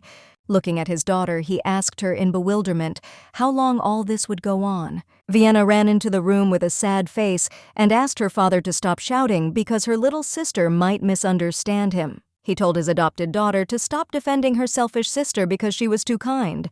Vienna said that Kyra was getting ready for bed and they could sort it out later. Our heroine looked at this circus with disapproval and did not understand what was happening. If these two decided to chat, then let them do it, not in her room. Kyra decided to call her father and ask why he burst into her room in the middle of the night. The man immediately said that he was not going to mention the rumors that were going around about the family because of her behavior. He forgave her when she decided to leave Vienna without their name. However, he certainly wasn't going to leave this unattended. Our heroine didn't understand what was going on at all. She couldn't understand, did she really need to ask forgiveness for not taking this snake into the family? One way or another, the girl asked her father what he was talking about. The man was surprised that she asked as if she didn't know herself, and how was she going to rule if her head was full of sawdust? He said that the second prince was going to break off the engagement. Vienna immediately began to ask her father to stop saying this because her sister does not like to talk about it. The man snorted and said that if she had been even half as good as Vienna, none of this would have happened. At that moment, the girl started crying and asking her father to calm down. The man calmed Vienna down and said that he would sort everything out. He turned to Jane and told her to send his daughter to her room, but the girl stood still and said nothing.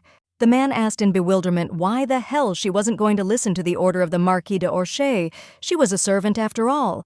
With a heavy sigh, our heroine asked Jane to leave the room, and the man immediately shouted, asking his daughter how dare she interrupt when he was speaking. Our heroine decided to remind her father that Jane was a servant from the palace. If the engagement was broken, she would be the first to return to the palace. The man asked his daughter in bewilderment if this was really her only excuse, that some girl would be the first to return to the palace. Kyra continued to watch coolly and said that she used Jane as an example so that he would understand that she would not be here anymore. In any case, she turned to the girl and asked her to go and they would sort it out themselves. The girl nodded her head and headed for the exit. At this moment, Andreas decided to come to the screams in the middle of the night, and in bewilderment, he asked his uncle what was going on here. They all turned and asked Andreas why he had come here. He needed to talk to his daughter alone. The boy explained that he only came there because he heard screams. He asked for forgiveness for what his sister did because she did not do it out of malice. The head of the de Orsay family at that very moment asked his son in bewilderment what he was talking about.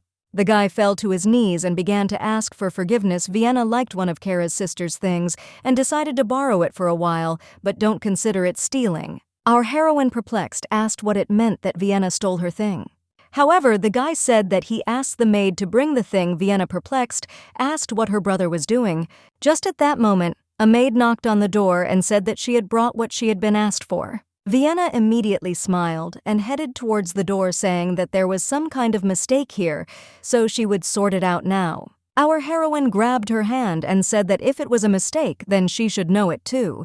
Soon after, she turned around and asked the maid to come inside. At that moment, the maid approached Miss Vienna and handed her what she had asked to be brought. Our heroine, noticing the box, immediately realized that it was her mother's thing. Why does Vienna have it? Kyra came up and snatched the box. The maid, perplexed, began to say that it was Miss Vienna's thing, so she should return it. She ignored the maid and asked her sister how she would explain what supposedly her thing was doing in her possession.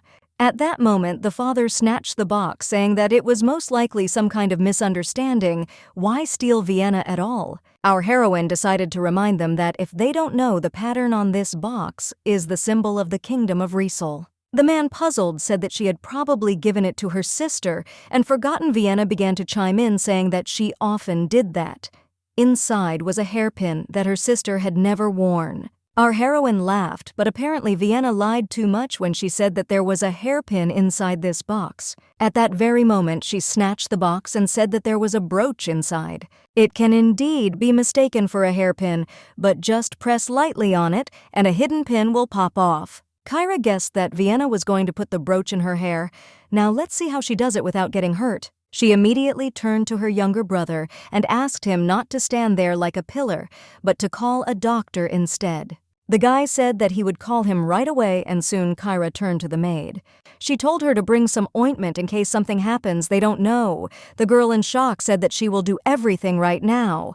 Kyra said that she usually agrees with her father on everything and never argues, but this is her late mother's jewelry. Doesn't he agree?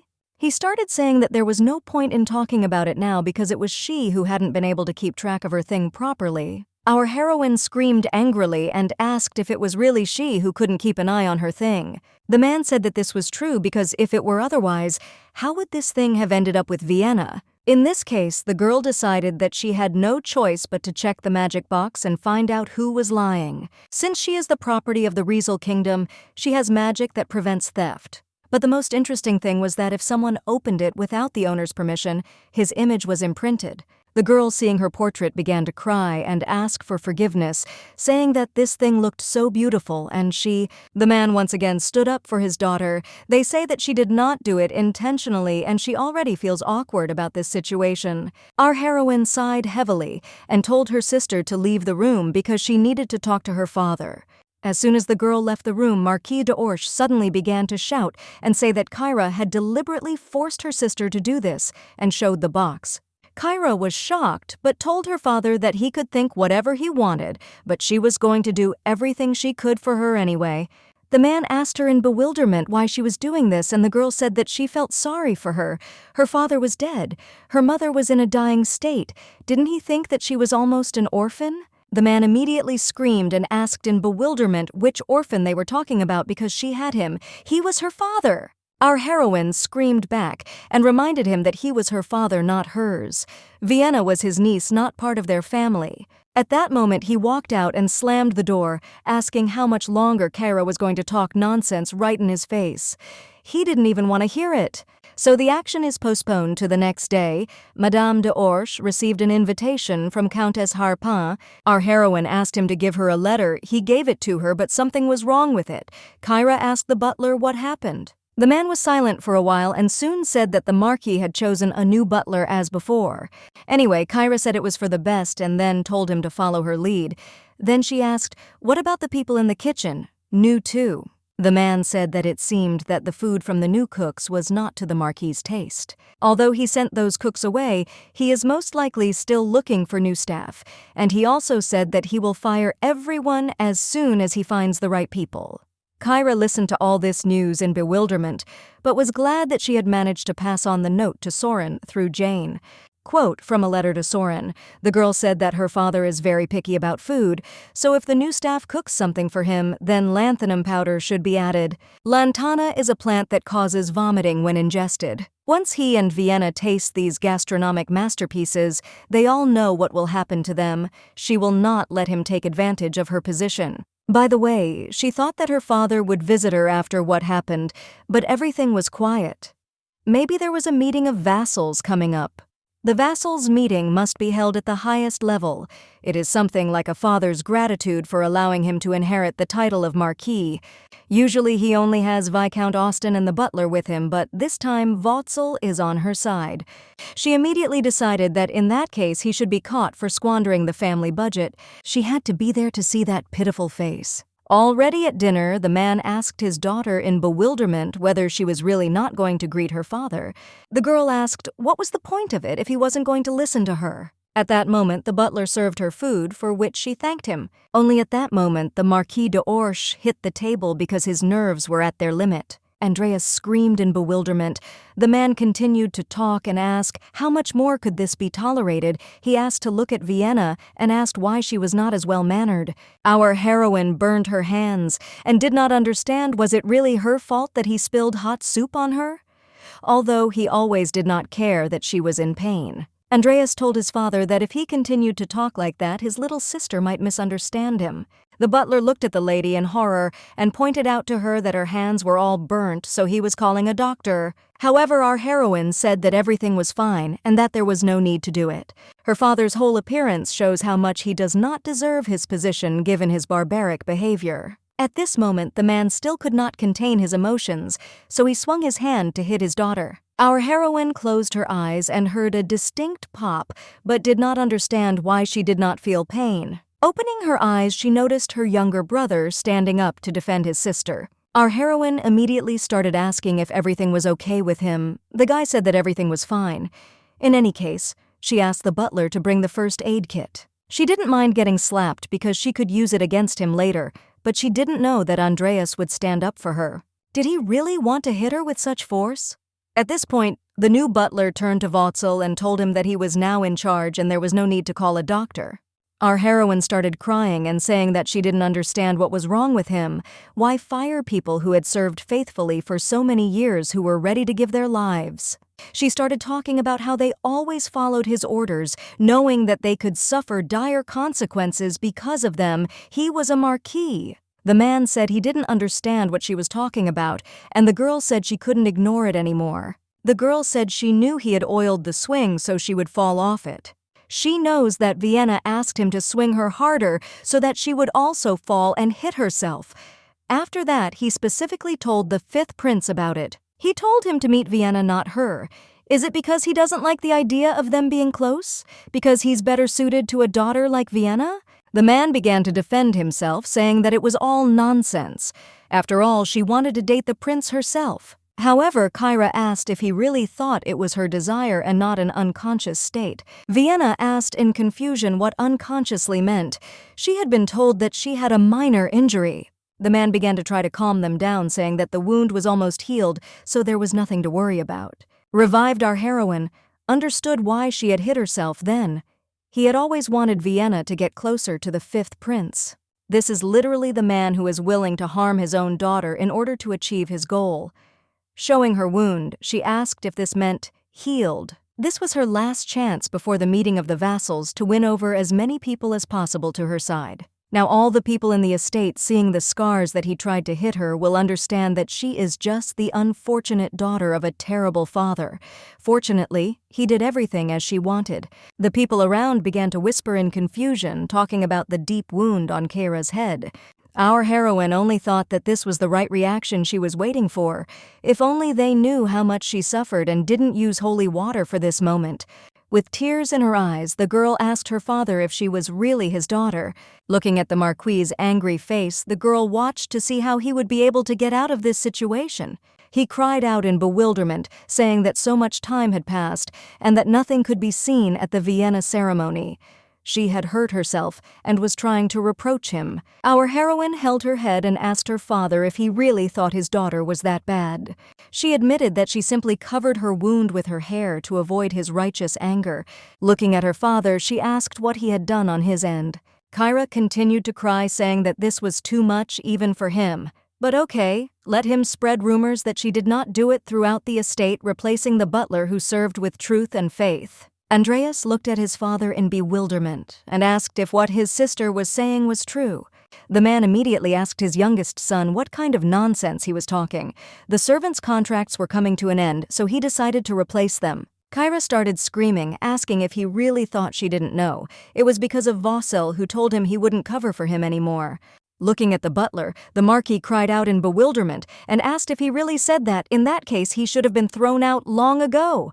Kyra continued to cry and tell her father to stop because the butler did nothing wrong, and she was just waiting for his answer. Is she really his daughter? The man looked at his daughter in bewilderment and asked what kind of strange questions she was asking. In that case, Kyra decided that it was not so. After all, he always trusted Vienna, not her. Even the butler was worried about her. He did not dare to tell her about his departure until the very departure. People started whispering, saying that Miss Vienna knew that the lady was so traumatized. How could she not know such horror? It's scary to imagine what they could do to them. Our village was only happy about all these rumors, but the Marquis de Orsha turned to the people and ordered them to stop making noise. Andreas approached his older sister and asked if she was okay. In any case, he advised her to go to her room and rest.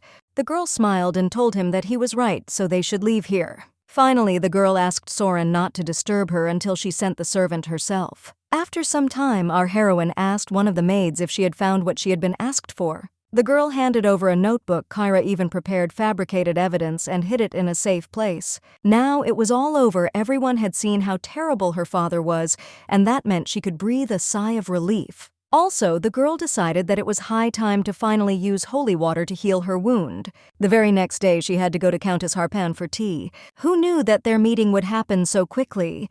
The only thing that made her happy was that she managed to make such a strong ally. After some time, our heroine finally arrived at the meeting place, and Countess Harpan called out to her. Kyra smiled and told the Countess that she was glad to meet her. She also thanked her for the invitation. Soon she began to look around and only talked about how exquisite this place was. The woman smiled shyly and said that if she had known she would receive praise, she would have tried even harder. One way or another, she decided to introduce her close friends, so she pointed to the girls sitting next to her. At that moment, she pointed to Countess Creason and said that there was a special person there for her. Our heroine, as soon as she saw the Countess, could not understand why the Queen's close friend would come here. Anyway, she greeted Lady Creason shyly, saying that she had been looking at her beauty. She was pleased to meet her, so she introduced herself. The girl said that she was glad to meet him and that she had heard about it from her daughter. In any case, it had been fun today, so she hoped to meet him again very soon. Soon everyone dispersed, but only Countess Creason remained, and our heroine, whom the Countess asked to stay for a while. The woman smiled and told her that she was not at all like they said. Kyra replied that she did not even know how to react because she had no idea what the rumors were about. Lady Creason apologized and said she meant she was not at all what her daughter had described to her. Kyra smiled, looking at the woman, and said that she could tell everything as it was. In any case, there was no one here. The woman suddenly asked if Kyra knew why she was here. Our heroine surprisedly told her that only she could know about it. She was just very curious why she wanted to meet her. Lady Creason is after all much closer to the Empress than any other servant. Why would she come to Countess Harpen's tea party? The woman at that moment said that she was simply curious and wanted to see Kyra with her own eyes. The girl asked the Countess in surprise if she was convinced of her thoughts. Miss Creason nodded her head and said that it was good that they met today. Soon they parted, and Countess Harpen asked to wait to give a gift. She really cares about her people, and what's more, a letter was even written. She apologized for the unexpected guest. She herself was surprised by her appearance since she had not sent an invitation. In any case, she would explain everything next time. Our heroine herself understood that it was really strange that Lady Creason would show up at Countess Harpen's tea party had the Empress herself sent her. One way or another, there might be some secret connection between the Countess and the lady, so it was necessary to keep an eye on them. Suddenly the carriage stopped, which surprised Kyra. Was she so deep in thought that she didn't notice they had arrived? Our heroine was perplexed and asked what the reason for the stop was, when suddenly someone opened the carriage door. A moment later, Prince Raikan appeared inside asking for forgiveness for the intrusion. He justified his actions by saying that she did not respond to his messages, and he had to take such extreme measures. At that moment, he closed the door, which surprised the girl.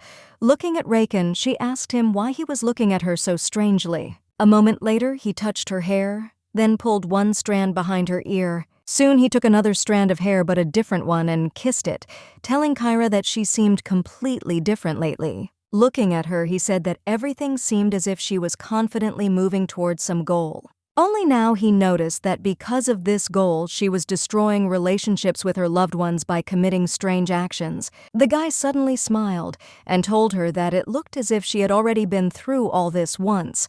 Our heroine, although shocked by these words, decided not to show it, so she coldly asked him where he got that from. Raikan said that before he knew what she was thinking, but now he understands absolutely nothing. The girl moved away from him and said that she had absolutely nothing to hide. She simply acted and thought as she felt in her heart. At that very moment, the guy hugged his beloved and asked her if she loved him back. The girl pushed him away and smiling said that it was so. She loved him. In that case, Raikan asked her in bewilderment why she gave the clothes he sent to others. Why did she pair him with this lowborn? She even gave the flowers she sent as an apology to her sister. Why? Our heroine pretended not to understand what he was talking about and therefore asked what flowers he was talking about. The guy said that on the day of the tea party, he sent a box. Kyra cried out in disbelief, asking if it was really for her, and she was so jealous of Vienna. However, in that case, she did not understand why her sister had not said anything at all since these flowers were intended for her. Raikan even flinched a little as soon as he heard these words. Did Trehan really do that? Our heroine somehow felt that he suspected something despite her delightful performance. The guy apologized to Kyra at that moment. After all, she is his brother's fiancée, and he understands perfectly well that they cannot be together. Nevertheless, taking her hand, he asked what if he could resolve everything and change it in his favor. Would she look at him? Our heroine, knowing the future and analyzing the present, could not understand what was happening. How could she have believed such empty, sugary speeches before? In any case, she really wonders why he says all this.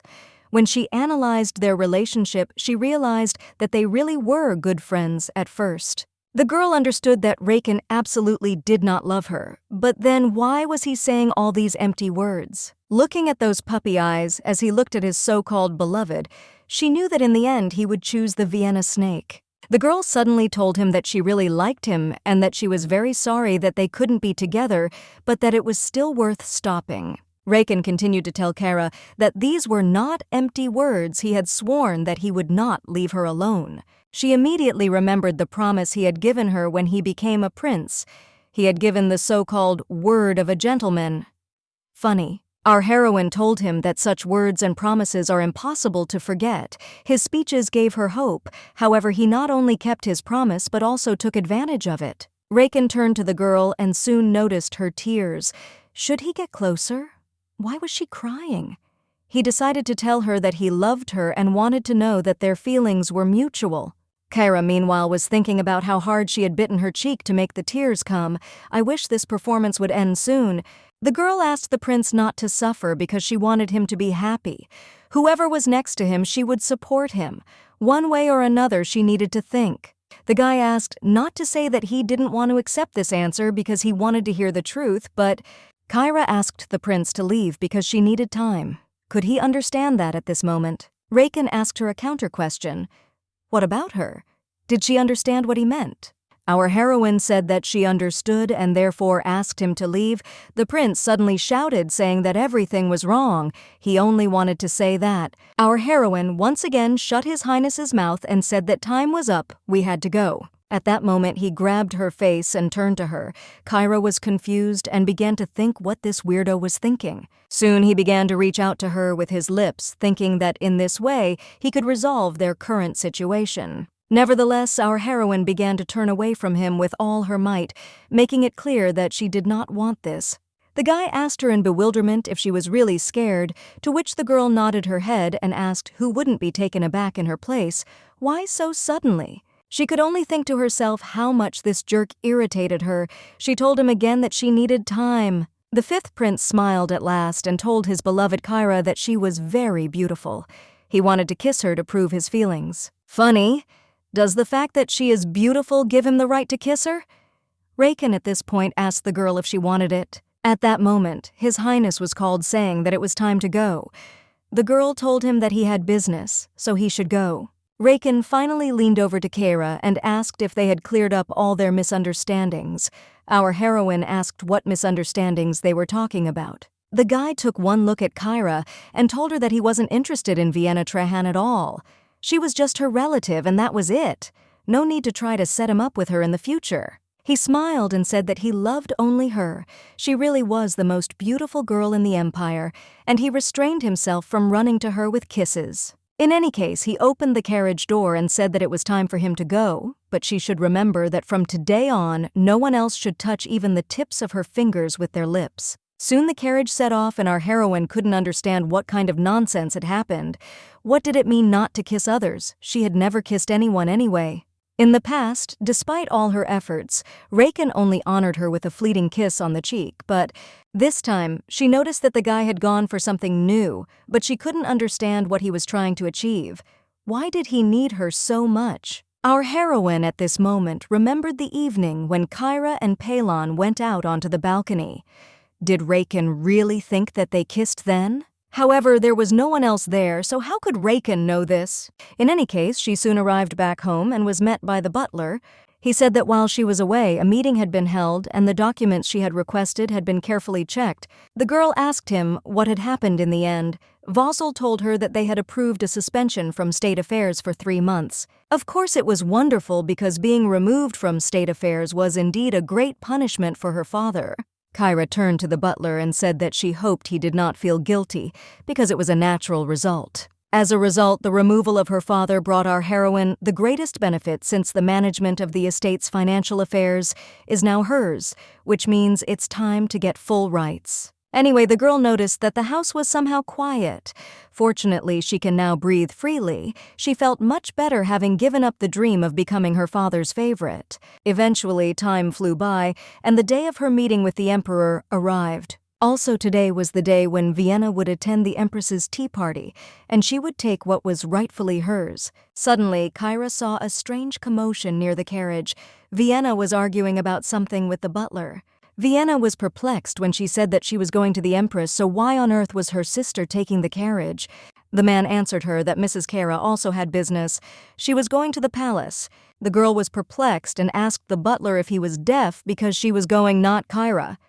At that moment, our heroine approached her sister and asked if she was already going. Vienna assumed that her sister had come out to see her off.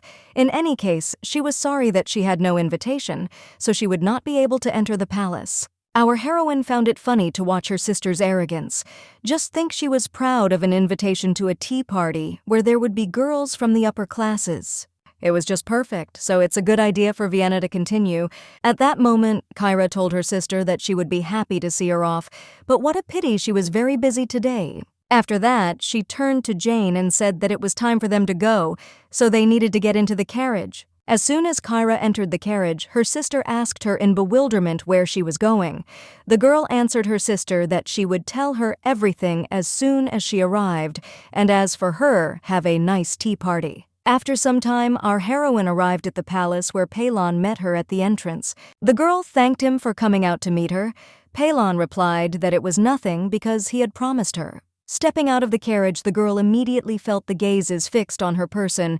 It was obvious that these people were spying on her. It is logical that all these jackals suspected something else. The law of the empire limited the women who could become empresses. They must all be marquises and above, and every aristocrat must become a concubine, but not everyone a queen. Among all of them, only Kyra is free and has such a status, which means that no matter what she does, she will remain in her place. At that moment, the girl turned to Palon and asked if he knew why she had made an appointment with the emperor. The guy looked at her and assumed it was because of the transfer of rights. The girl was shocked that he knew everything but still helped her cope with this matter. Palon answered her and reminded her of the promise he had made. Kyra remembered it at that moment. However, it was more like a deal than a promise. At that moment, the guy said that the rights should be transferred to her immediately upon reaching adulthood. The delay occurred only because of their engagement. Anyway, Kyra just thought that if it weren't for Palon, she wouldn't have been able to go all this way. When he's around, she feels safe. That is why the girl smiled, looking at him, and thanked him with all her heart. Soon the action moves to the palace, to the dining room in which there were 4 chairs. Our heroine was surprised by this. The girl immediately asked who would be with them. At that moment, the star of the empire, the second prince, was introduced. At this moment, our heroine turned around and noticed Lady Philippa Canzella in front of her, who was glad to meet Lady Orshi. According to rumors, she is the one responsible for the empire's economy and holds financial control in her hands. Kyra greeted the girl and said that she didn't even expect to see her here, but she was also very glad to meet them. Philippa Canzella smiled but covered her face with her fan, saying that she was also glad to see her because she wanted to visit her. Now she was about to report to His Majesty, but she heard that he was going to have dinner with Kyra Orshi. She apologized to the second prince for intruding.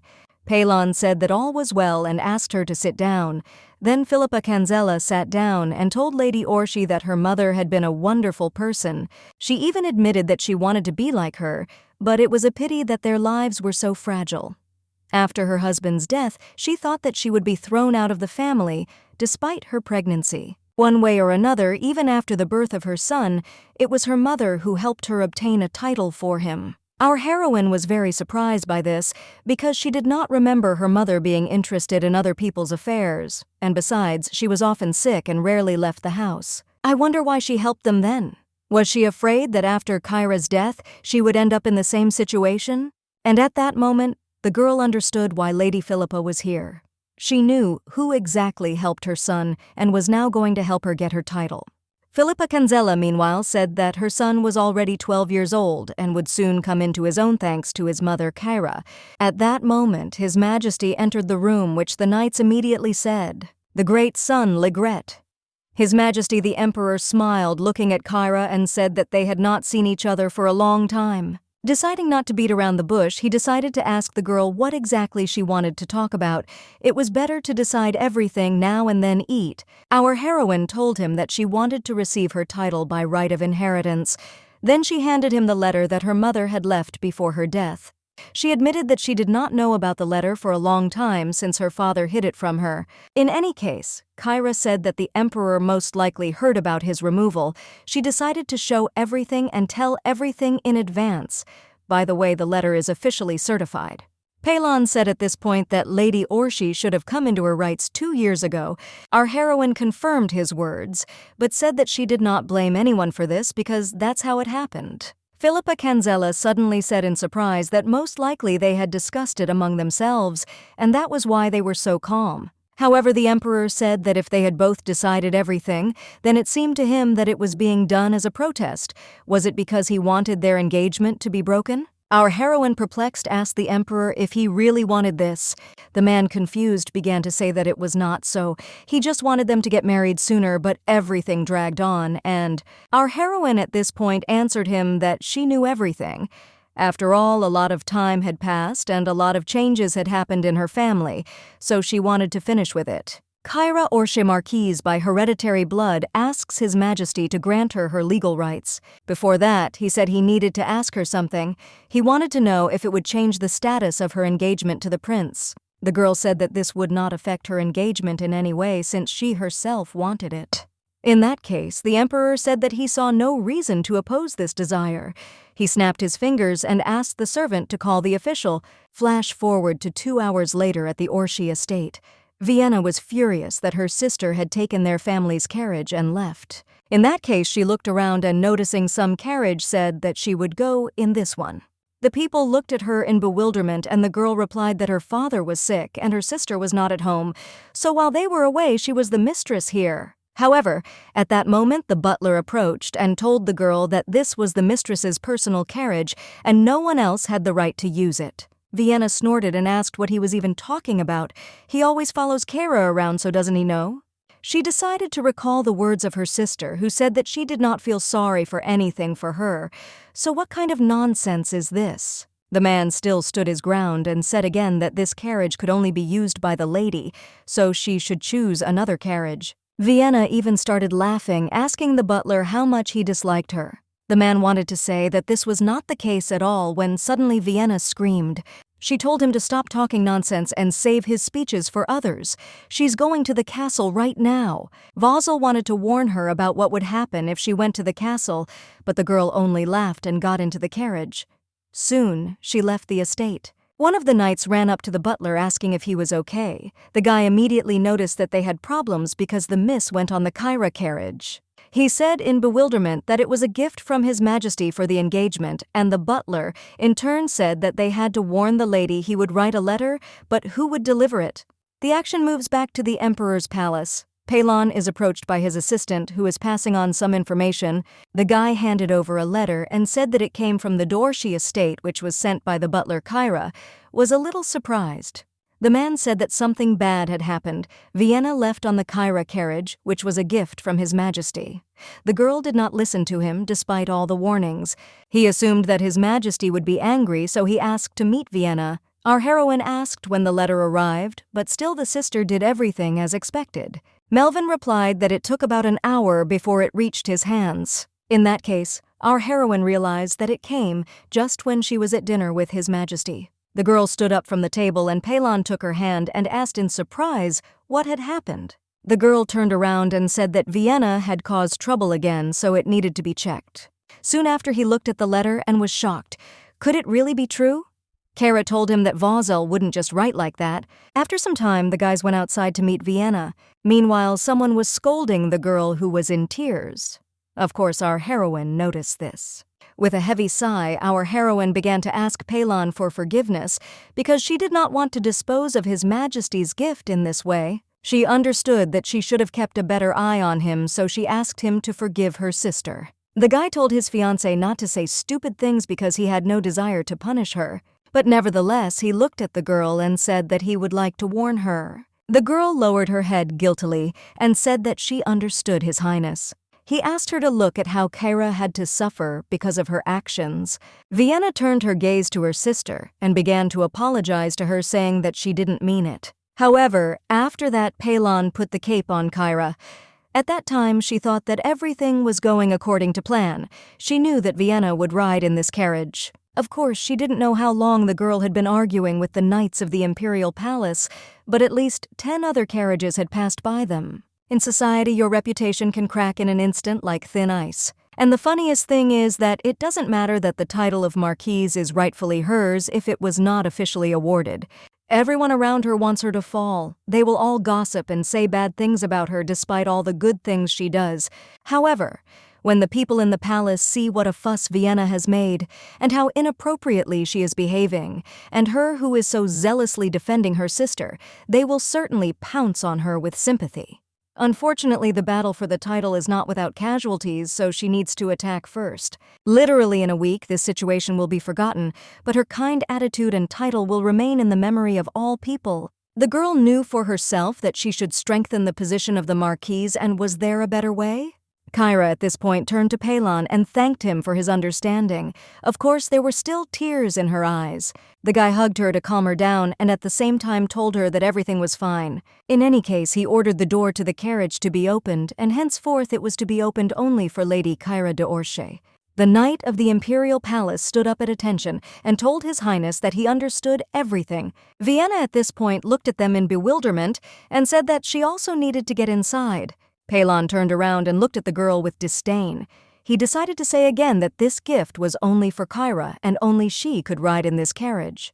Our heroine, however, still maintained her status as a good sister, so she asked that a carriage be sent for Vienna as well, since she would be late for tea. Palon was beside himself with anger, but still said that he would fulfill Kyra's request if she so desired. Kyra once again thanked her groom and asked him to wait so she could say a few words to her sister. The girl smiled and said that a carriage would be sent for her, so she needed to wait here for a while. She also told her sister that she had asked for a knight and a maid who would be able to sort out the palace.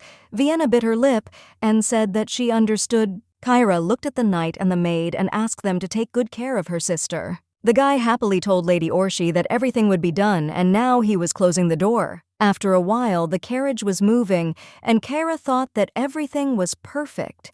She received a title from His Majesty and improved her reputation at the expense of Vienna.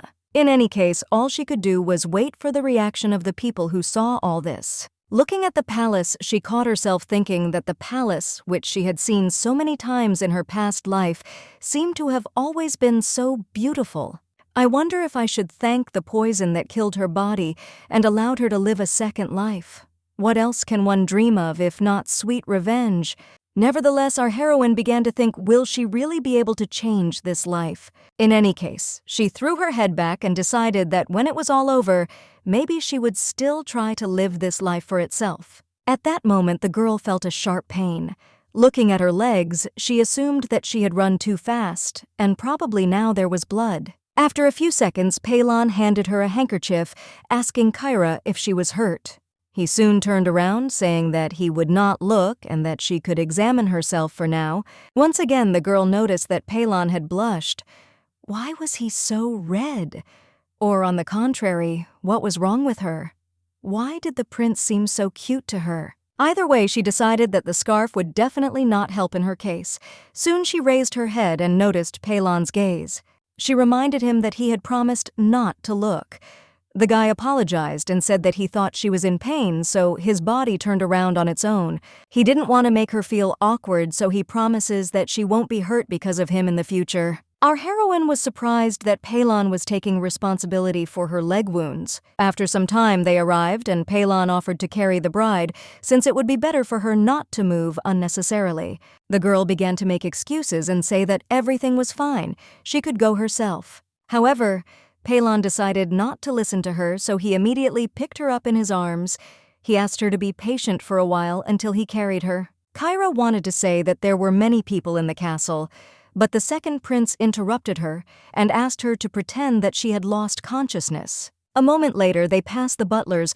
Palon asked them to call a doctor as Lady Orche was ill. After some time, Palon finally brought the girl to the estate, and what's more, they put a bandage on her leg. Jane jumped into the room in bewilderment and asked the lady how this had happened. Our heroine told her that everything was fine because the wound was minor. However, Jane said that if she had known this would happen, she would have accompanied her. Kyra again asked her not to worry since she herself insisted that she take a day off. The girl examined the lady's leg a little more, but soon our heroine said that it was time to go. Jane asked Kyra if she had finished her business. Kyra smiled and told her that luckily she was done with work for the day. The very next day, the girl had to ride in a carriage again. She could not understand why Palon accompanied her everywhere. It was so strange to be here alone with him, and his words about responsibility were stuck in her head.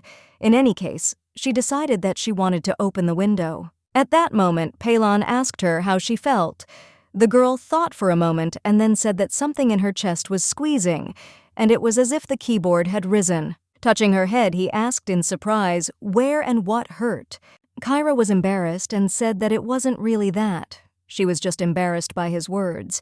Palon laughed and asked in bewilderment if he was really the cause of her poor health. Our heroine answered him that another groom would simply send his bride away with a couple of nights, but he really is not like the others. She also said that he was cutely worried about the blisters on her feet as if she had been seriously injured.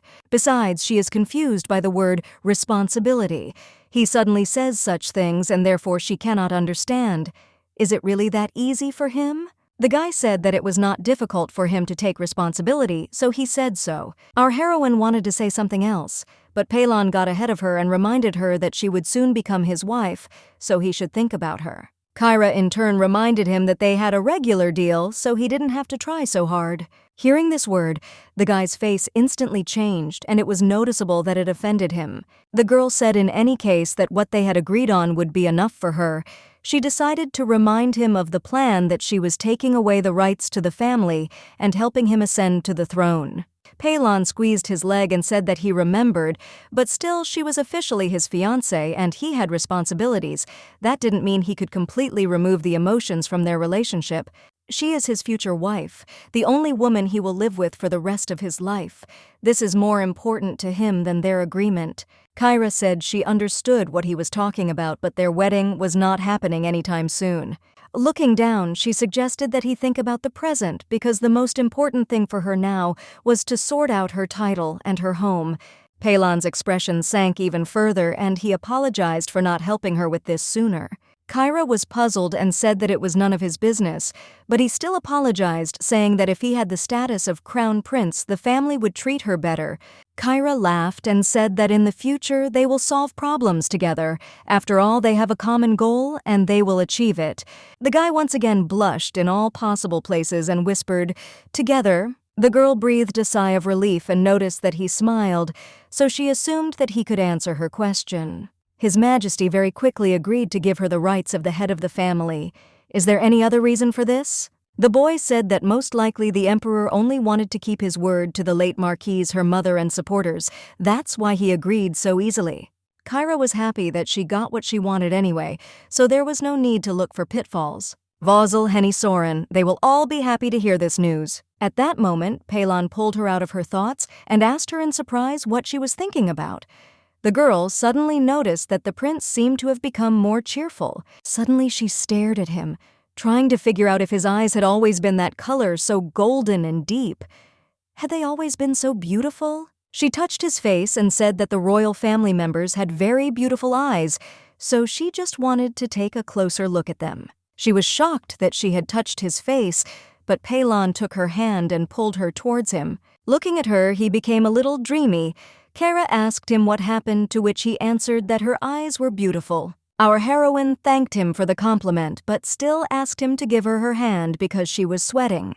The guy sheepishly apologized and said that she was so beautiful that he accidentally took her hand. At that very moment he realized what he had just said, so he blushed and began to think about what had just happened. However, looking at Kyra, who was thanking him for the compliment, he decided that everything was fine. It was good that she wasn't offended and simply took his strange words as a compliment. He breathed a sigh of relief. However, our heroine sat there embarrassed and did not understand why Palon was saying such strange things. Her heart was beating incredibly hard, and she reassured herself by saying that these were just words that had no meaning. At that moment, she looked at him and said she wanted to ask him something. His eyes were a deep gold color, but then why were his relatives different? The members of the royal family stood out with their dark black eyes, which looked as if they had been sprinkled with golden powder. Each of them had their own degree of gold and black coverage. For example, the emperor's gold color occupies a third of his eye. The third prince had a quarter of gold, and the fourth prince had almost no gold sheen unless you looked straight into his eyes. At that moment, he asked in surprise if she didn't like it. The girl answered him that it wasn't so, she was just curious. In that case, he said he wasn't sure what the reason was, but Melvin said the golden tint of the eye showed how skillfully the prince would wield the sword. The girl decided that this was quite interesting. After all, Palon was the best at fencing. Our heroine at that moment realized that the gold color means the level of fencing, and then it means that the black color. Palon at this point said that black, according to Melvin, shows the level of mana. Then it is obvious that most likely he is the one who wields magic best of all. Kyra immediately understood who they were talking about because this impudent silhouette immediately appeared in her face. The second prince was talking about his brother Raikan. In his past life, the fourth prince was considered the best wizard, so there was no point in him pretending to be such a useless prince. But then what? The girl said outright that she had never seen the fifth prince use magic. Even though he had her fooled and pretended to love her, she understood that he could just as well pretend that he had no strength. However, Palon asked his bride to calm down because this was just an assumption. In any case, even if it is true, sometimes there are things that you don't want to show to others. Kyra immediately analyzed these words and decided that Palon understood why and what his brother was hiding. What if he himself was hiding something from her? Anyway, night came. The boys returned to the estate, and of course, as Palon promised, he was carrying his bride in his arms. Finally, he told her that if she didn't feel better, she should use holy water. The girl replied that it was stupid to use such a rare thing for a small wound. He looked around in surprise and decided that she had run out of everything. In that case, he said that he would bring her more, but the girl began to dissuade him, saying that she still had some. The girl immediately went to the chest of drawers and took out holy water from it to prove that it was still there. Nevertheless, he took this water and, sitting on his knees, said that he would do everything, but it would be better for her not to move. At that moment, he poured holy water on her leg and said that if she had any more wounds, she should use the water right away. He would bring her as much as she needed. He left soon after, and after Palon left, the atmosphere inside the house seemed surprisingly quiet. She also remembered that a letter from His Majesty should have arrived by now. In any case, she decided that if not now, then very soon she would read it. 2 days later, the letter with the emperor's order arrived. Of course, the one to whom it was dedicated read it and was shocked. The Marquis d'Orsay flew into his daughter's room and asked her in bewilderment what she wanted to achieve by doing this. The man shouted and said that he didn't even know where in the world such a thing had been seen, that a daughter would take her father's place. Kyra looked at him coldly and asked if he was done. It was her right on her mother's side, and she would have gotten her status sooner or later anyway. What was wrong then? He started laughing at her words, saying that now he understood what she was constantly thinking about, so she would push him away, although she herself had not yet learned life. The man immediately called the butler.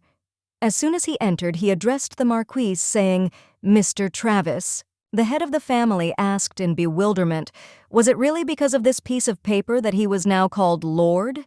He was the Marquis of Travis and ordered to listen to his order. He ordered him to lock Kyra in the room and not even give her water. Our heroine found it funny to watch this, because now she is the main person in this house, and of course no one will listen to this crazy person. According to her father, she realized that he wanted a break from her.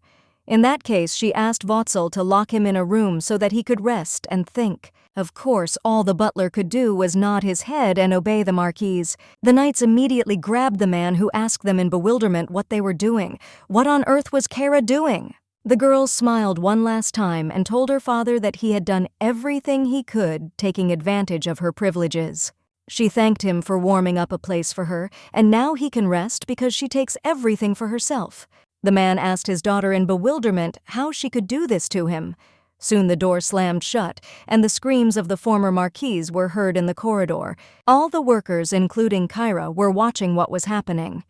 In any case, the girl decided that she needed to deal with the servants that her father had hired. The girl immediately turned to the butler and asked him where the contracts that the workers signed with her father were. Soon after, Voxel brought in the butler hired by her father.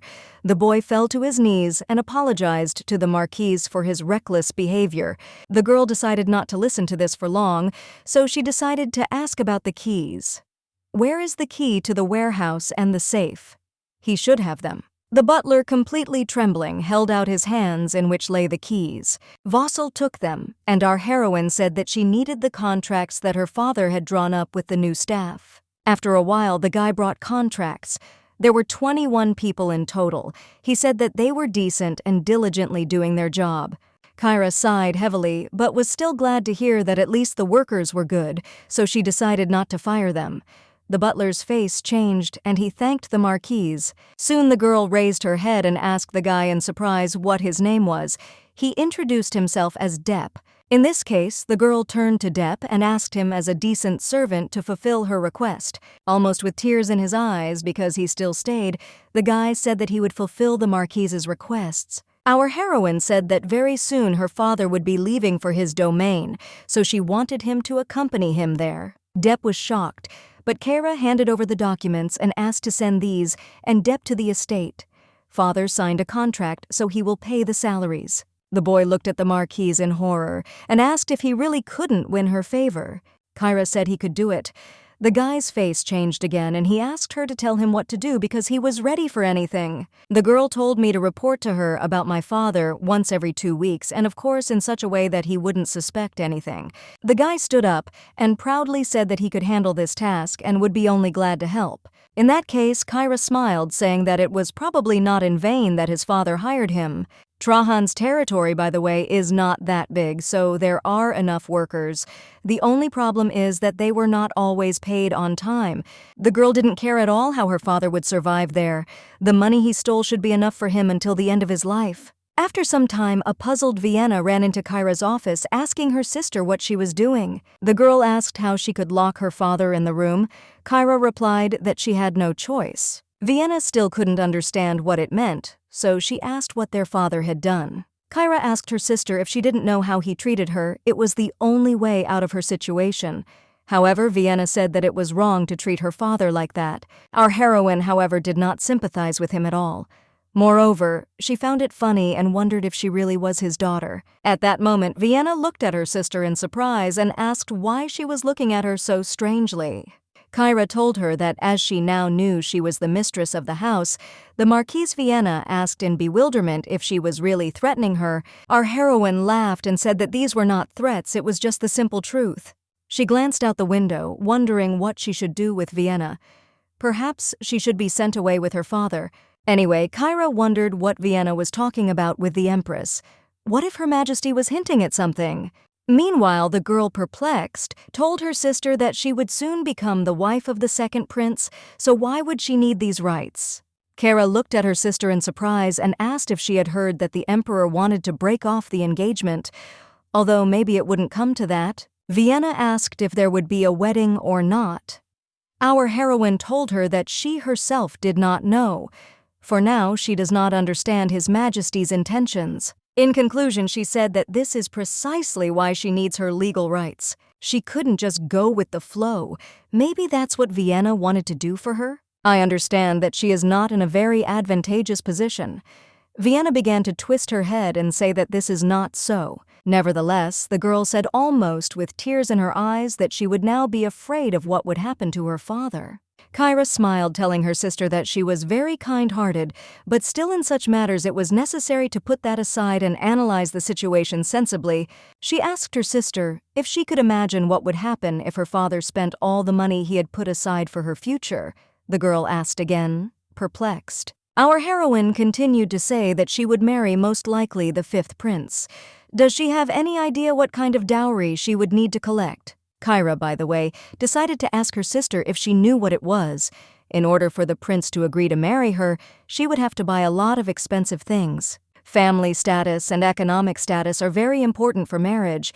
Even if her relatives have problems, she has her, which means there should be no problems with marriage. Vienna, looking at her sister, asked what she needed to do to receive the inheritance. Our heroine answered her that she needed to go with her father to their estate for a while. Until the rumors stopped and everything settled down, she needed to sit there. In any case, she asked her sister not to worry, because after all, she would always be on her side. Vienna nodded her head, saying that she knew it. Her older sister always tries for the sake of. Our heroine asked her to think for herself. Why should she become a marquise and send her father to his domain? Of course, it was all for her sake. The girl asked again in bewilderment. Kyra answered that her father was too greedy, although he had been kind to her in childhood. In any case, she asked to look at him now. He no longer needs his grown-up eldest daughter. At this point, Vienna lowered her head, saying that she could not take a position higher than her father's. Our heroine asked in bewilderment how she couldn't do it. What about marrying the fifth prince? Vienna said with disappointment that the emperor and empress only want the best brides for their children, and besides, Raikan loves her. How will she cope, then? Kyra assured her sister that he needed time. The fifth prince lived in Label before his confession and did not even know that he had imperial blood in his veins. Vienna asked her sister what she was talking about, to which the girl said that it was she who confirmed Raikan's belonging to the imperial family, and he was apparently very grateful to her. She also said that Raikan might be worried about her, but she is sure that it is definitely not love. The girl assured Vienna that she deserved to be with him. The girl looked down shyly and said that she really hoped so. Our heroine was even surprised at how quickly Vienna fell for the sweet talk. How did she manage to deceive her for so long? It seems that she is still too young and does not do this, although all this may be just a common pretense. Is it possible that someone helped them in their past life? Although if so, that person was definitely the empress. Empress Rashnelzia took over the position after tricking the emperor's previous wife into exiling her. Considering how many years she has maintained her position as empress despite having no children, one can only guess at her cunning and resourcefulness. By the way, she was choosing who to give her preference to, and in the end, she sided with Raikan. What could she say to Vienna? What does Her Majesty plan to do? She knew that in order to find out, she had to assign her sister to her. The girl told her sister that she would help her become the fifth prince's wife, and she should believe in it. However, Kyra assured her sister that for this she would like to get closer to the empress. This will help her in the future as she is very influential. Anyway, the conversation was over, so Kyra sighed and said she was going to rest. At that moment, Vienna stopped her sister. The girl decided to tell her sister what had happened at the tea party. She said with a guilty face that the empress had already told her something at the tea party. Of course, Kyra asked what she said. Vienna replied that first she should help her sister a lot when she marries the prince. Our heroine soon after asked what the second thing was. Vienna asked her sister not to misunderstand her. Kyra started to calm her sister down and said that she could not misunderstand her sister, so she asked her to speak. The girl sheepishly told her to report it if she suddenly wanted to break off the engagement. She said she could help with that. Kyra immediately understood why Her Majesty had called Vienna. It was to achieve the dissolution of the marriage contract. In any case, our heroine said that she didn't really need it, so she could go. As soon as her sister left the room, she became thoughtful. The girl told about her conversation with the empress. She understood that now she would be more attentive to her given her position. You could say it was a bonus of receiving official status. Our heroine immediately decided that all she had to do was figure out what the empress was going to do and how she could bring Vienna and Raikan together. For some reason at that moment, she remembered Raikan's words, who told her that she could no longer kiss other people. He said it too self-confidently. What does this beetle really think of her? Is it true that he is such a powerful wizard? At that moment, the butler entered the room, telling the lady that the research she had requested on the Trahan family had been completed. The girl asked him to forget about it for now and follow her. Leaving the room, Vozel asked in surprise where they were going. She replied that she needed to check something. Soon they came to the terrace where she met with Palon. Looking out the window from the inside, she tried to figure out if there was anything she could see from here. However, she immediately remembered that it was night and the curtains were open. It was also cold, so the glass would hardly have become so transparent. And looking around, she couldn't take into account the fact that Melvin was nearby, so he definitely wouldn't have missed anything suspicious. However, at that moment, she noticed some strange and glowing stone. The girl asked the butler to open the door, and a moment later, she was walking out onto the terrace. Approaching it, she made the logical conclusion that it was a magic crystal, but why was it here? Vozel approached the lady and said that most likely it was activated during Miss Vienna's coming-of-age celebration. Magicians did indeed use such crystals as lighting, but if desired, the stones can be used for other purposes. It was strange that after the celebration, only one such stone remained. The butler said that it was his mistake and said that he would call the maid. However, she asked him to stop. Looking into the distance, she realized that the distance from the terrace to the lamps where the crystals were used was very large. He was probably here for a reason. The girl asked the butler if she could use the crystal again. The man replied that there was no magic in it now, so it was impossible. However, he said that once this crystal was charged, it could only be used once Kyra was curious about where it came from and where they bought it. The man explained to the lady that for such information he would need to raise the archive. Why did the lady need information about the magic crystal so badly? The girl began to bare her teeth and say that most likely there was a rat in their house. In any case, she knew that in 2 days her father would go to Trajan. Everyone was already busy packing his things. At that very moment, someone knocked on Kyra's office door. As it turned out, it was Andreas asking if he could come in. Kyra told him that if he was worried about his sister, he could go with them. Looking at her younger brother's upset face, Kyra told him not to worry about her because everything would be fine with her until he returned. After all, she told him that he would remember his childhood by returning to his native estate where he used to live with his sister. However, the guy said that he didn't want to go there at all because he didn't have any pleasant memories associated with that place. In that case, our heroine only happily hugged him and said that he could stay here without any problems. The boy was happy to hear this, and then said that when his sister left, he wanted to show Kyra something. Our heroine asked in surprise what he was talking about, but Andreas said that he would explain everything to her later. The girl nodded her head, and so finally the day came when father and Vienna were ready to set off on their journey. Kyra smiled sweetly at her father and wished him a pleasant trip to the estate. The man screamed and told her that she was a poisonous snake who smiled in such a situation. He promised to show her what happens for treating her father like that. Soon after, Vienna said goodbye to her sister, and they climbed into the carriage, which immediately began to move away from the Diorche estate. That evening, our heroine lay in bed with a calm soul and mentally said goodbye to her father. She hoped to never cross paths with him again in this life. Suddenly, the girl seemed to have fallen somewhere and soon found herself in an unknown place. An endlessly green field and wind pleasantly refreshing the skin, a quiet lake, and a beautiful sky. When it was all over, Kyra wanted to live with the same peace in her heart. Looking around, she was surprised at how easy it was here. If this was a dream, she wished it would never end. But suddenly, as if from nowhere, bad weather came, a heavy downpour began. The girl immediately realized that something was wrong here. She felt in her heart that she had to run. Soon she found herself in another place.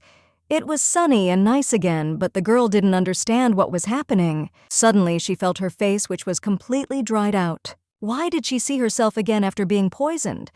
At that moment the water began to rise, but the girl said that she didn't want to. She had already been through so much.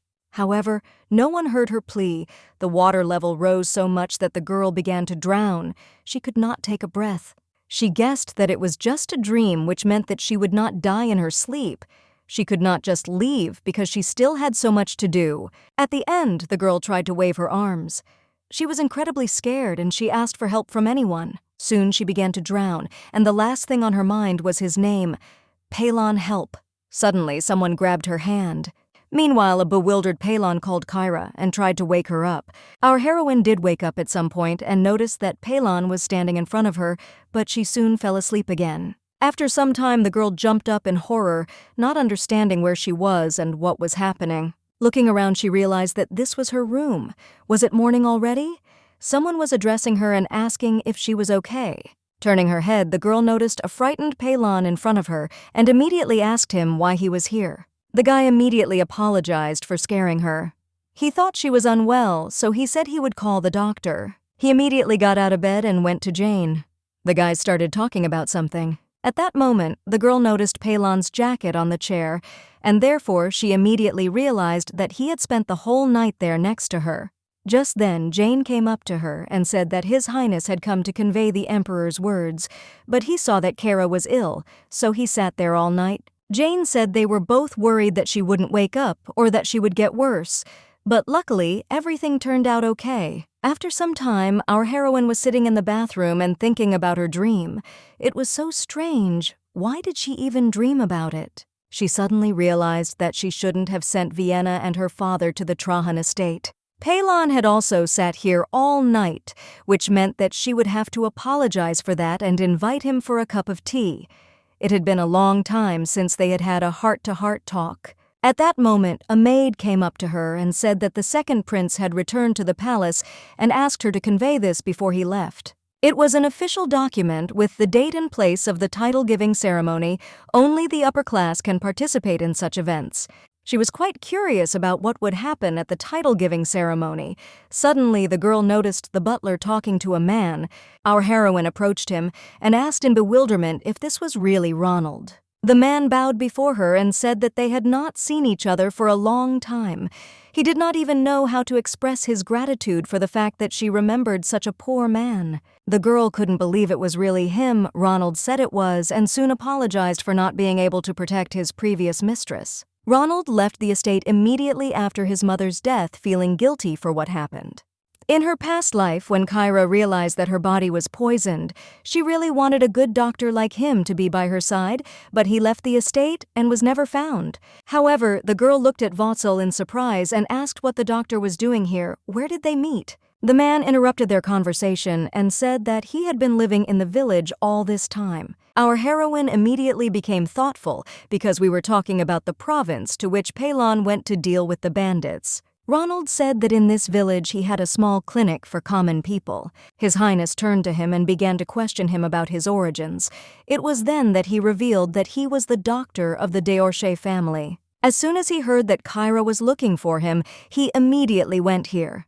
It seemed to him that the second prince cared about her very much. Our heroine couldn't deny it either, and although their relationship began with a contract, the fact that he is on her side really gives her strength. Anyway, the girl smiled and happily welcomed Ronald to the Orshi estate. She was really glad that he had returned home. By the way, she really wanted to find a doctor she could trust, but since she couldn't find one in her past life, she quickly abandoned the idea. Now that he himself has returned, it can be said that death by poisoning is over. At that moment, someone knocked on the door and the girl told them to come in. The maid said that while cleaning Mr. Travis's room, a safe had been found. The girl, of course, although she was surprised and did not know what safe we were talking about, said that she would come now. After some time, the girl stood in her father's room and asked in surprise if it was really a safe. The butler said that he clearly remembered that the previous Marquis also used similar hiding places. Our heroine, realizing that they were talking about her grandfather, thought about it. What was inside? One way or another, she assumed that it was unlikely to be so easy to open, otherwise her father would have done it long ago. The butler asked in surprise whether Mr. Travis, in the lady's opinion, had not yet been able to learn the secrets of the safe. The girl said that she assumed so. In that case, he was also curious about what they would have to do with him. After all, there was nothing else in this room. Our heroine told him to leave the safe for now, and she would ask Viscount Austin. Who knows, maybe he has some information? After some time, she contacted him, and the man, seeing the safe, sighed for a long time and said that it was not so easy to open. This is the safe of the Kingdom of Raikan. The girl immediately realized that the scheme was exactly the same as with her mother's box. Nevertheless, she asked if it was possible to open it. The man said it depended on how the previous Marquis had closed it. Kyra immediately assumed there was a chance it would never open at all. The Viscount said that he would try to find out in the Kingdom of Raikan, and also most likely her grandfather left some notes, so they would try to find out together. Kyra then thanked the man for his help, and smiling at the end said goodbye to him. Who knew that Viscount Austin would one day address her as a Marchioness? Just think. At that moment, Andreas entered the room. Our heroine asked in surprise how his lessons were. Were they over? The guy thanked her and said that everything was great. In that case, the girl was glad and said that he could go and rest, or did he have something to tell her? The boy looked down and said that he heard that his older sister was ill last night. The girl convinced her brother that it was just a nightmare and she was fine. However, Andreas apologized for not coming because he didn't even know that she was ill. The girl told him that he should think about his studies so that she would be proud of him. There was no need to think about her health. She would cope, so he should believe in her. Andreas smiled and nodded his head, then reminded her that there was something he wanted to tell her before leaving Vienna. He asked our heroine if she wanted to see something that Vienna had. The girl, of course, did not understand what was being discussed, but her interest still got the better of her, so she agreed. Soon, Andreas brought her 2 envelopes and gave them to his sister. She opened them in surprise and began to read. In just a moment, she squeezed them in incredible aggression because she couldn't even imagine their contents. Quote from letter. Dear Andy, your mother has committed an irreparable sin, and I want to confess everything while we are still together. Her love, as it turned out, was not his father, but the Marquis de Orche, who was also in love with her. That day, Travis found out that she was marrying his older brother and came to visit her. They ended up spending the night together, trying to deal with the sadness. And so his father did not know, but Vienna is actually the daughter of Travis de Orche, the woman asked to protect her weak sister. Meanwhile, our heroine was in shock. This freak literally cheated on his mother and God. Now it was clear why he protected her so much. Our heroine immediately felt ill. Andy asked her if she was okay, but the girl couldn't understand why he gave her this to read. The girl sighed heavily and asked if there were more. The guy apologized for showing them, but he felt she should know the truth, and that was all he had. Kyra then asked Andreas to wait a little because she needed to get some fresh air. The girl couldn't understand how her father and Lady Trahan could do this, literally live all this time as if nothing had happened. That's why Andy stayed with her. The girl assumed that he just felt sorry for her. The girl told her brother that she wasn't feeling well, so she suggested talking tomorrow. The guy said he understood her and apologized again. She realized at that moment that she simply would not have known this if she had not lived a second life. Incidentally, this is hardly the only secret hidden under her nose. She was incredibly scared. She couldn't even imagine what to do. What if someone found out about this? Even the next day, she could not understand why Lady Trahan told her son about this. The letter was written in the year Vienna and Andreas moved. That is the day before the brother first visited the estate. However, this is only the first letter. What is in the second? Quote again, "Andy, I know you don't understand yet, but I had no choice. Travis wanted to be a Marquis more than anything, so he left them. Before she dies, she will have no feelings left inside except betrayal. If she had the chance to turn back time, she wouldn't want to be tied to any of the Trahan men. Especially she did not want to meet Travis because if she had not met him, her fate would have been different after all. He left his own daughter for his own benefit just like her." Our heroine, judging by this letter, understood that she wants the same revenge. She also has a similar feeling towards Raikan. The girl at that moment asked Vozel to find out where Lady Trahan was now. The man asked what had happened. Kyra said that she would need to meet with her and she would try sending a letter first. 3 days later, the maid told the Marchioness that she had received a letter from Lady Trahan. She was now in Lottie's Abbey. At this moment, Soren also decided to personally thank the mistress, albeit late for appointing her as the head maid. She promised to do everything to meet her expectations, and hopes Kyra was glad to hear this and said that she believed in her. Soon after, she approached Vossel and Soren and asked them to bring Andreas to her. The first thing she decided was that they needed to go to the monastery Lady Trahan had written to her where she lived and suggested that they come to her to discuss everything. At this point, Soren turned to the lady and asked her in surprise who would accompany her. Kyra replied that she wanted to talk about it. She offered to go with her. The girl was very surprised. However, our heroine knew that she was practicing with a sword. They were going to a convent, so she couldn't take a man with her. In that case, the girl agreed. Unexpectedly, she asked, "What about Mr. Andreas? Is he allowed?" Our heroine smiled at her and said that he was still a minor, so he could. That's how they went to the Lottie's temple together with Soren and Andreas. After some time they arrived. Our heroine immediately said that they came to meet Delia's sister. The maids looked at the guests in surprise and asked what their relationship was with her. The girl said that she was her niece, and then pointing to Andreas, she said that he was her son. She also said that they brought some things for the monastery. Winter will be here soon, so they asked not to refuse. The woman was surprised and said that there was a lot of stuff here. Anyway, she asked Kyra for her ID. The girl said sheepishly that she had a small family. The maid immediately noticed the sign of the royal family and apologized, saying that she did not immediately recognize such important guests. Our heroine said that it was not worth doing, because they would get to Sister Delia themselves. The maid in this case said that she would call her right away. After some time, Sister Delia stood at the entrance to the monastery, thanking the guests for their visit. Kyra apologized for disturbing her, but they needed to discuss something related to Andreas. At this point, Delia took Andy by the hand and said that she had a gift for the Marchioness in the room, so she asked him to bring it. The guy said in surprise that he didn't know where it was. The woman told him that it was in the left drawer of the table, then she asked him to bring it again. Kyra looked at her brother and said that they would wait for him together. Only then did he sigh and go to his mother's room. At this point, Delia bowed again and thanked the Marquise for their visit. However, our heroine said that on the contrary, it was she who had asked for the meeting. The woman said she understood, and then added that if she promised one thing, she would tell him everything she wanted. Already sitting in the room, our heroine looked at Lady Trehan and asked her what the request would be. She started crying and asking for Andy's protection. Kyra, perplexed, said that her brother was very dear to her, and therefore his safety was her priority. Sister Delia thanked the Marchioness and assumed that she had a lot of questions. Suddenly, she looked at Kyra and asked if she knew who ordered her to send Vienna to the Orshi estate. Our heroine asked in surprise if this really wasn't her personal decision. The woman said she didn't want to, but the fifth prince ordered her to Kyra, asked if it was true. Delia said she had proof, so she asked Andy to bring it. This gift was a letter in which the fifth prince asked to send Vienna to the Orshi estate, so Raikan did it so that his sister would come to the Orshi estate.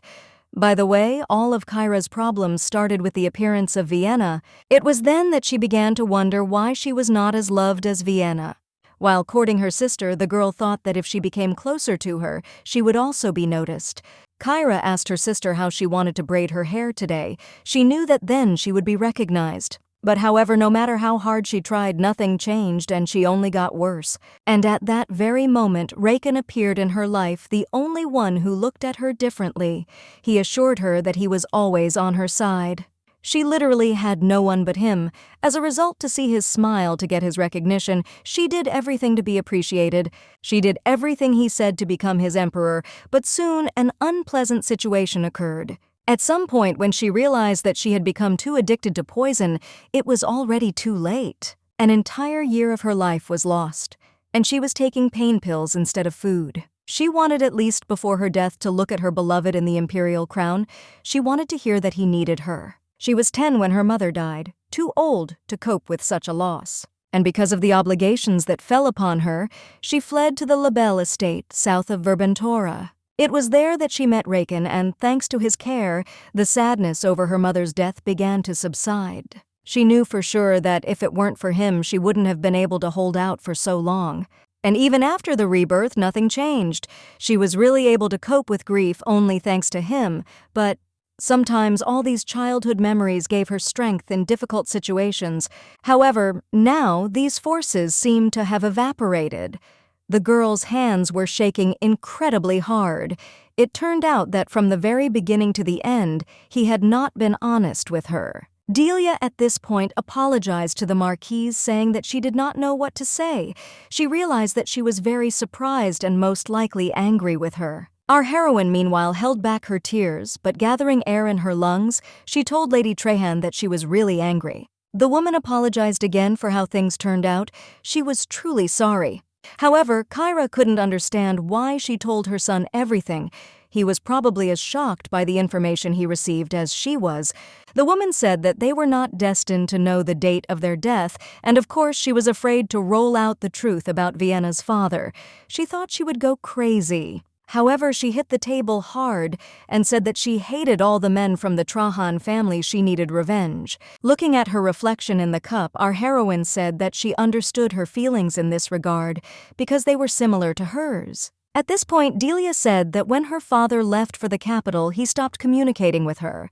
Kyra can't even imagine how pathetic Delia was, trying to hide her pregnant belly and getting her husband drunk so she could later say they slept together.